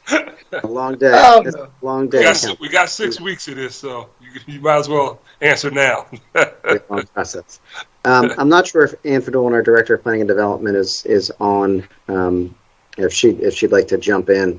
I'm not recalling specifically the fund. I know there was legislation to provide insurance policies for the RCOs, and then there was a conversation that we had about trying to standardize the RCO process, so that way that those organizations have a standard of conduct and certain rules and regulations that they need to follow in order for us to be able to support something like that, and we never got to that second part. the second part of that process. So happy to continue that engagement and talk about how we can better support RCOs through that through that process, since we asked them to be part of the development process through the zoning code changes. But if in doing so, we want to make sure that those organizations are also holding up their end of the bargain and following policies and practices that that make sense and are defensible from a legal perspective. But sorry, Ann, I just want to make sure, as there is some parts of my district that we're trying to encourage good policy development, good economic development, good housing development. But there's some parts of my district that have been overdeveloped.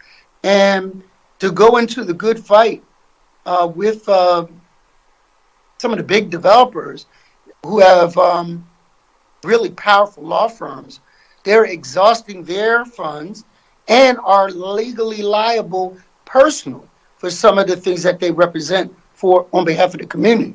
So we need to look at a pool of dollars, look at for insurance against their personal liability, which we have, but also who's going to represent them at the ZBA, who's going to represent them often in court appeals. Thanks. I'm not sure if Ann wants to jump in, but I do think that if that's a conversation that we're going to have as a city, then we should be talking about the professionalization and the policies and practices of those organizations to make sure that they're meeting a certain standard as well. But I'm sorry, Ann. Yeah, no, I think that's right. I mean, I think, we do provide training to RCOs, and we provide a lot of support for RCOs, but the councilman is right. They're not as well resourced as some of the private developers. And, it's just a complicated issue, right? I think we ran into some issues with risk management about how do you ensure, there's almost close to 300 RCOs, and sort of where do you draw that liability line, and how much of that, the responsibility of the action of the RCOs is the city able to take on? I just think, a lot of those issues haven't been worked through, right? How do you make something like that actually operational and feasible? And I think those are things that have to be looked at. And so in the meantime, we've been trying to provide as much support as we can to RCOs. And I will say, even a bigger issue for us oftentimes is the relationship amongst the RCOs and navigating that. And so I do think, folks are doing this on their volunteer time, particularly in certain neighborhoods that have a lot of development going on. It's a lot to ask of an RCO. But to, Jim Engler's point, once you sort of take a step on this, you're really all the way in, and you kind of have to figure out how you're going to support that whole system. So I've experienced, and I've been lucky in most of my civics RCOs. They have clearly defined territories. In some cases, there's some overlap. There's some arguments about it, but it is a legitimate argument that should be had, because whether they win, whether they lose, it's a part of good civic and community planning. It's when they have to go broke doing it that I worry about. And once you wear down a civic and wear down an RCO, and they just stop coming to meetings, they just roll over for whatever development we have, we are a poorer city for it. So we have to give some balance to it. I see my colleague Goudier, she's getting ready to speak about it, but that's what I feel. That's just my personal opinion. All right? Thank you, Mr. President. Thank you, Councilman. Chair recognizes Councilwoman Gauthier. Thank you, Council President. I was not going to speak about RCOs, but I support that point, and certainly the same thing applies in the 3rd district. To the administration, thank you for proposing capital funds for the Philadelphia Zoo. Cultural institutions, especially outdoor, family-friendly, and neighborhood destinations like the zoo, are key to our city's recovery. I understand that the zoo is seeking more capital funds than is currently proposed in this budget, and that the administration's pre-pandemic proposed budget included additional funds for the zoo. In light of this, is the administration open to ongoing conversations about the right level of capital funding for the zoo? Thank you, Councilmember. I often call the first budget that the mayor proposed in March of 2020 my favorite budget of all time because it lasted about 3 days before the pandemic hit. And it did include substantial capital resources for the zoo. And we're obviously open to more of those conversations. We've met with the zoo's leadership and are really excited about the plans that they have there. And the budget team was also able to go out there and visit some of the recent capital improvements they've been able to make because of the funds the city had provided. So I look forward to continuing to work with you and all of council as we go through the budget process to figure out the right level for all of our cultural institutions. Thank you so much. My next question is for the Commerce Director. Can you explain what the Neighborhood Commercial Corridor Center line item in the Commerce budget is for? Can you also delineate the amount of planned expenditures for FY23 and identify the commercial corridors where those funds will be spent in FY23?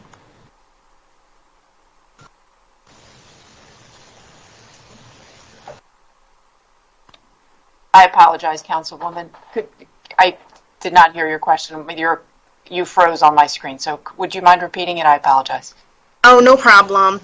Can you talk more about the Neighborhood Commercial Center line item in the Commerce budget? Can you delineate the amount of planned expenditures for FY23 as it relates to that line item? And can you identify the commercial corridors where those funds will be spent in FY23? I'm going to ask Deputy Karen Fegley to go into some detail on that since she's got the information right in front. Hi, Karen Fegley, Deputy Commerce Director. Hi, Karen. Okay, so thank you for asking about this, Councilwoman. As you know, we maintain the Neighborhood Commercial Centers line item so that we can carry out streetscape and beautification improvement projects in, neighborhood commercial corridors. We recently finished up a handful of projects and have a few more in design. So in FY23, we are expecting and projecting that 3 projects will go into construction, and that is the Broad Germantown and Erie project, Cotman and the Boulevard, and Mount Airy pedestrian crossings. The way we plan out our projects, as I know, council knows, and sometimes is frustrated by, these are multi-year projects where we start the design of a project, we start with conceptual design, then we go into, engineering and final design, and then we go into construction. So we have our projects scheduled out where we are trying to start one project a year so that we have a continuous pipeline to make sure that there is always activity and that we are always making some progress around the city. We have a long pipeline. Okay, thanks so much. And then just lastly, I just wanted to support Majority Leader Parker's and Councilmember Gilmore Richardson's comments around the importance of a really defined and focused and robust workforce development strategy. So much of the development that's happening in the 3rd district is driven by life sciences. So we're seeing the development happen, fast and furiously.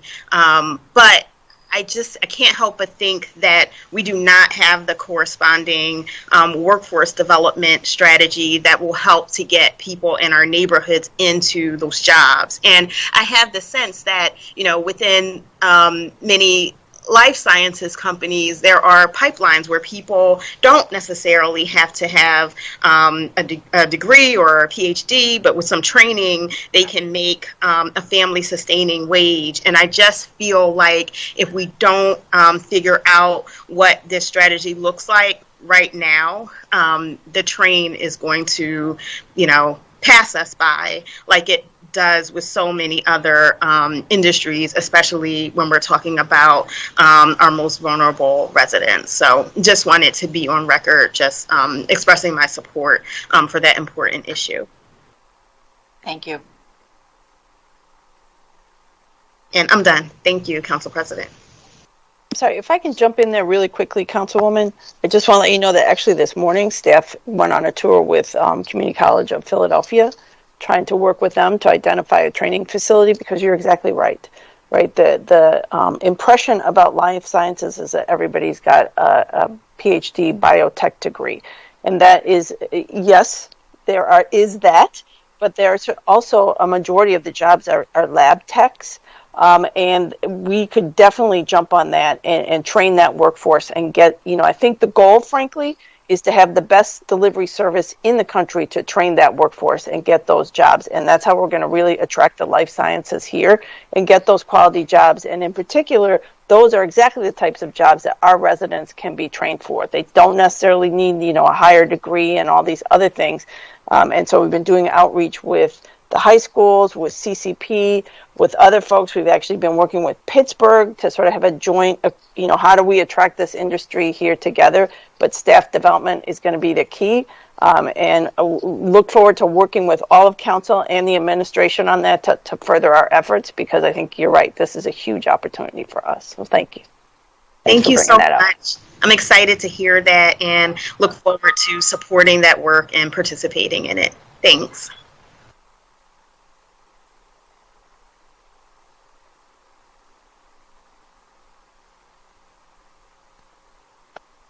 Thank you. I'm sorry about that.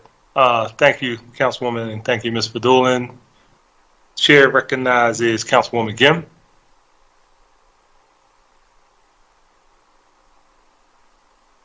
Okay.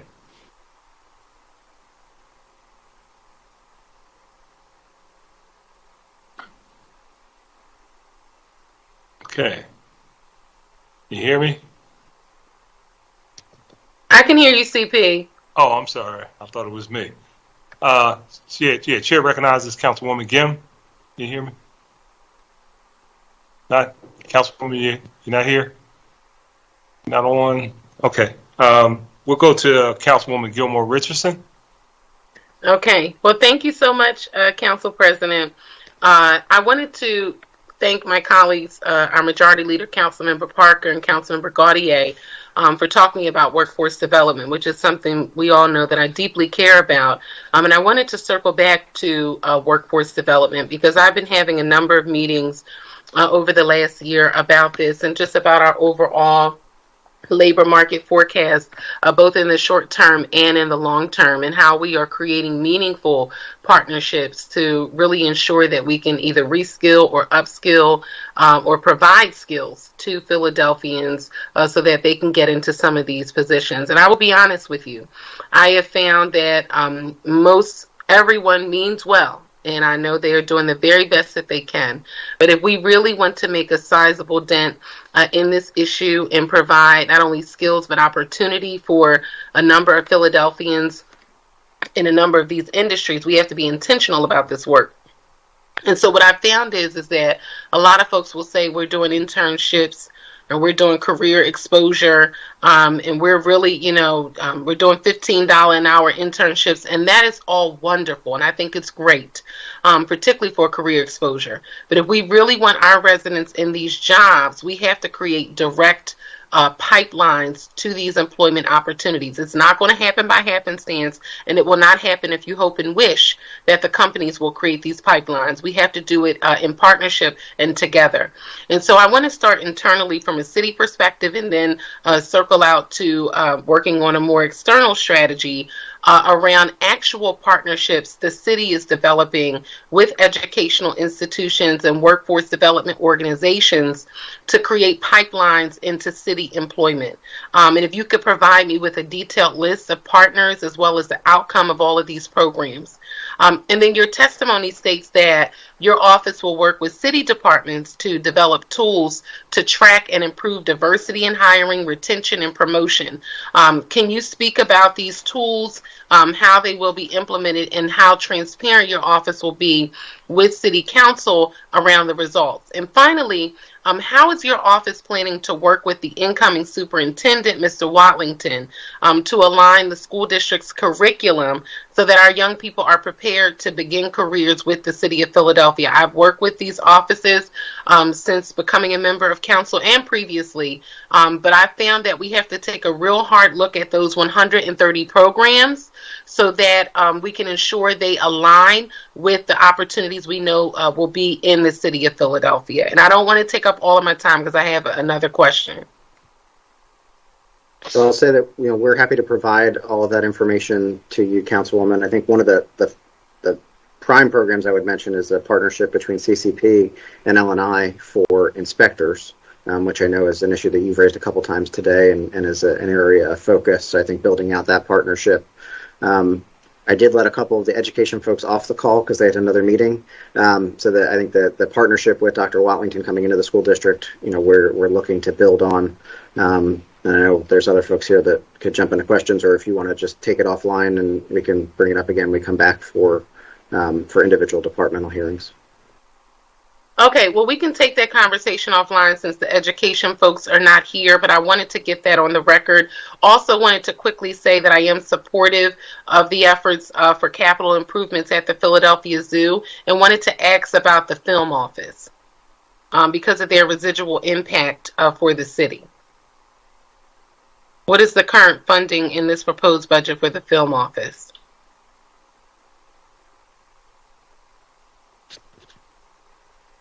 I'm sorry. I think my camera has flipped off. There was, for FY22, there was one-time funding of $100,000 for the film office. Obviously, through this process, we talk about those Class 500 contributions and continue to talk with council members about what might be right for FY23. Okay, I'll certainly circle back to you about that. And I quickly wanted to ask Rob DeBoe a question. Something happened about a week or two ago with an inversion of the Treasury yield curve, in the bond market, and it's typically an indicator for a potential recession. How are you all tracking the inversion that just occurred? And how are you all making plans for the city, particularly around thinking about our fund balance and where we'll be, knowing that it'll be lower than where we need it to be? Right.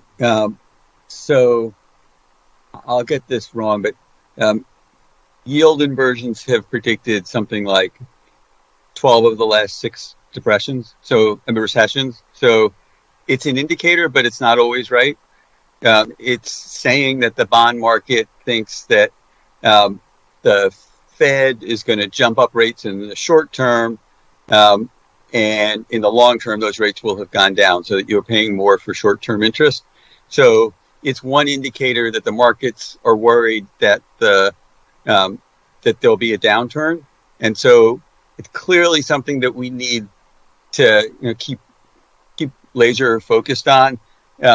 Because the Fed is clearly also going to take some actions this year to increase rates, and we've seen that they've done things this week that that jittered the market, and the market's kind of been going down today and a little bit yesterday because of that. So it's something we have to keep an eye on. It is why we like to have a fund balance that's at least 6 to 8% of our revenues, so that we have some cushion. We have some fund balance early on, but late in the plan, after the fund balance goes away, it's a problem. We have to keep our eye on it. We can't, stick our heads in the sand like an ostrich, because it is a problem that we're going to have to make sure we keep an eye on.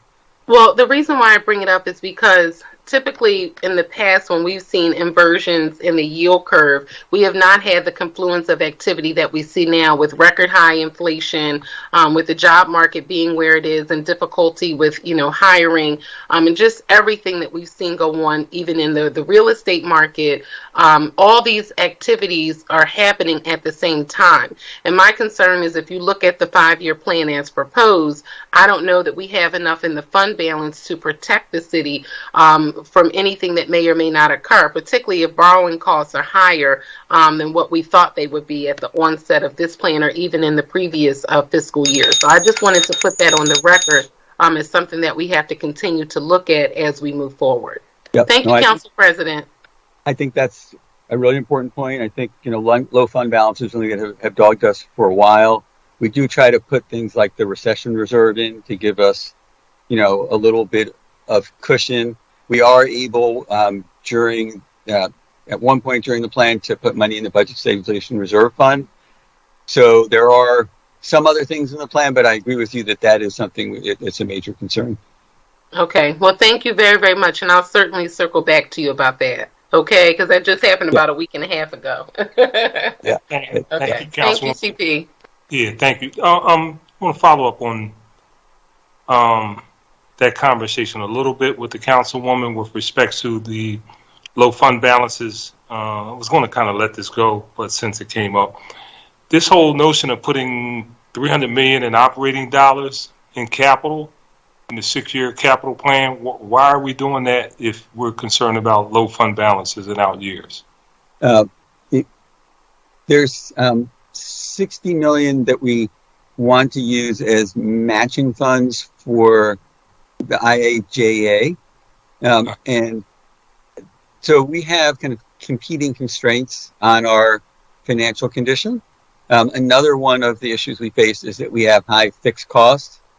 So if you look at the combination of pension costs, debt service, other fixed costs, that's like an albatross on our finances. So they take well over 20% of our budget, which also limits our flexibility. So we do also like to look for ways not to increase our fixed costs. So that is one of the reasons that we're looking at that $60 million as a way to avoid borrowing. And there are trade-offs. I mean, I understand your point. Yeah. I mean, well, the fixed costs, are you talking about debt service payments in terms of a fixed cost? Yes, if we borrowed for that. Yeah, if we borrowed for that instead of using operating money. All right. So, but based on the out years, well, that's right. There'll be a new administration, but there's the potential that may shift back the other way. So, could potentially shift away from committing that kind of dollars. Well, I shouldn't even be asking this question because this is a 6-year out year strategy. So, okay, I just was wondering because we're expressing our concerns about this fund balance, but yet we're committing $300 million for operating costs. But you're saying you're concerned about the debt service. I don't necessarily agree with that, but okay, that's fine. Yeah, I mean, it's a balancing act, right? So yeah. Okay. Councilman Jones said he had one last question.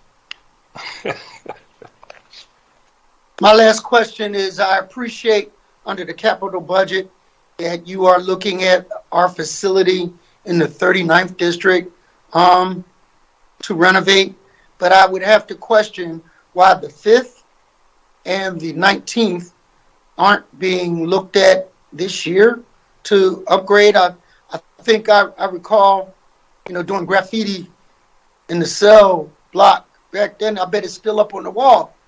I need to know why they can't get upgraded pumps. I mean, the pumps there are probably dangerous. Can we get someone to take a look at expediting that?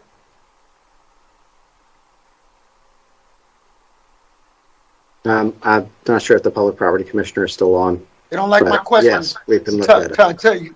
I'm on. I can't. For some reason, I can't get my mic to work. Can you see me? No. Yes. We can hear you. Okay. Do you just see my hand? Okay, there I am. Okay. So, Councilman, so you may remember a few years back, we commissioned a master facilities plan for all police and fire stations. The 39th is at the top of that list right now. I will get together for you all the changes, all the renovations we have made at the 5th. And what was the other one you said? I heard the 5th and then I got cut. The 19th. Okay. Member Gilmore knows that's one of our hot spots. They get a lot of activity. Somebody in that PSA will get shot every 28 days. So they get a lot of activity. They need a lot of help. Okay, I'll let you know what we're exactly doing with those two districts, but the 39th, the reason it came up, because it is actually the number one, based on the plan. So I'll give you the info on the other two, though. Thank you so much. That was my last question, sir. Chair recognizes Councilwoman Gilmore Richardson. Yeah, I just wanted to concur with my colleague, Councilmember Curtis Jones Jr., relative to the 5th District and the 19th Police District. I was actually over in the 19th about 3 weeks ago, and I concur with his comments and support for both the 5th and the 19th. Okay, and I was actually with the 5th this past weekend at the PDAC event. So thank you very, very much. Thank you. Thank you, Councilwoman, and thank you, Councilman. Are there any other questions or comments from members of the committee? There being none, this committee will stand at recess until April 13th at 10 a.m., at which time we will reconvene on Microsoft's Teams. I want to thank you all very much. Thank the administration. It's the beginning of our 6-week annual process. Well, thank you, guys. Talk to you later. All right. Thank you. Thank you, CP. All right, bye-bye.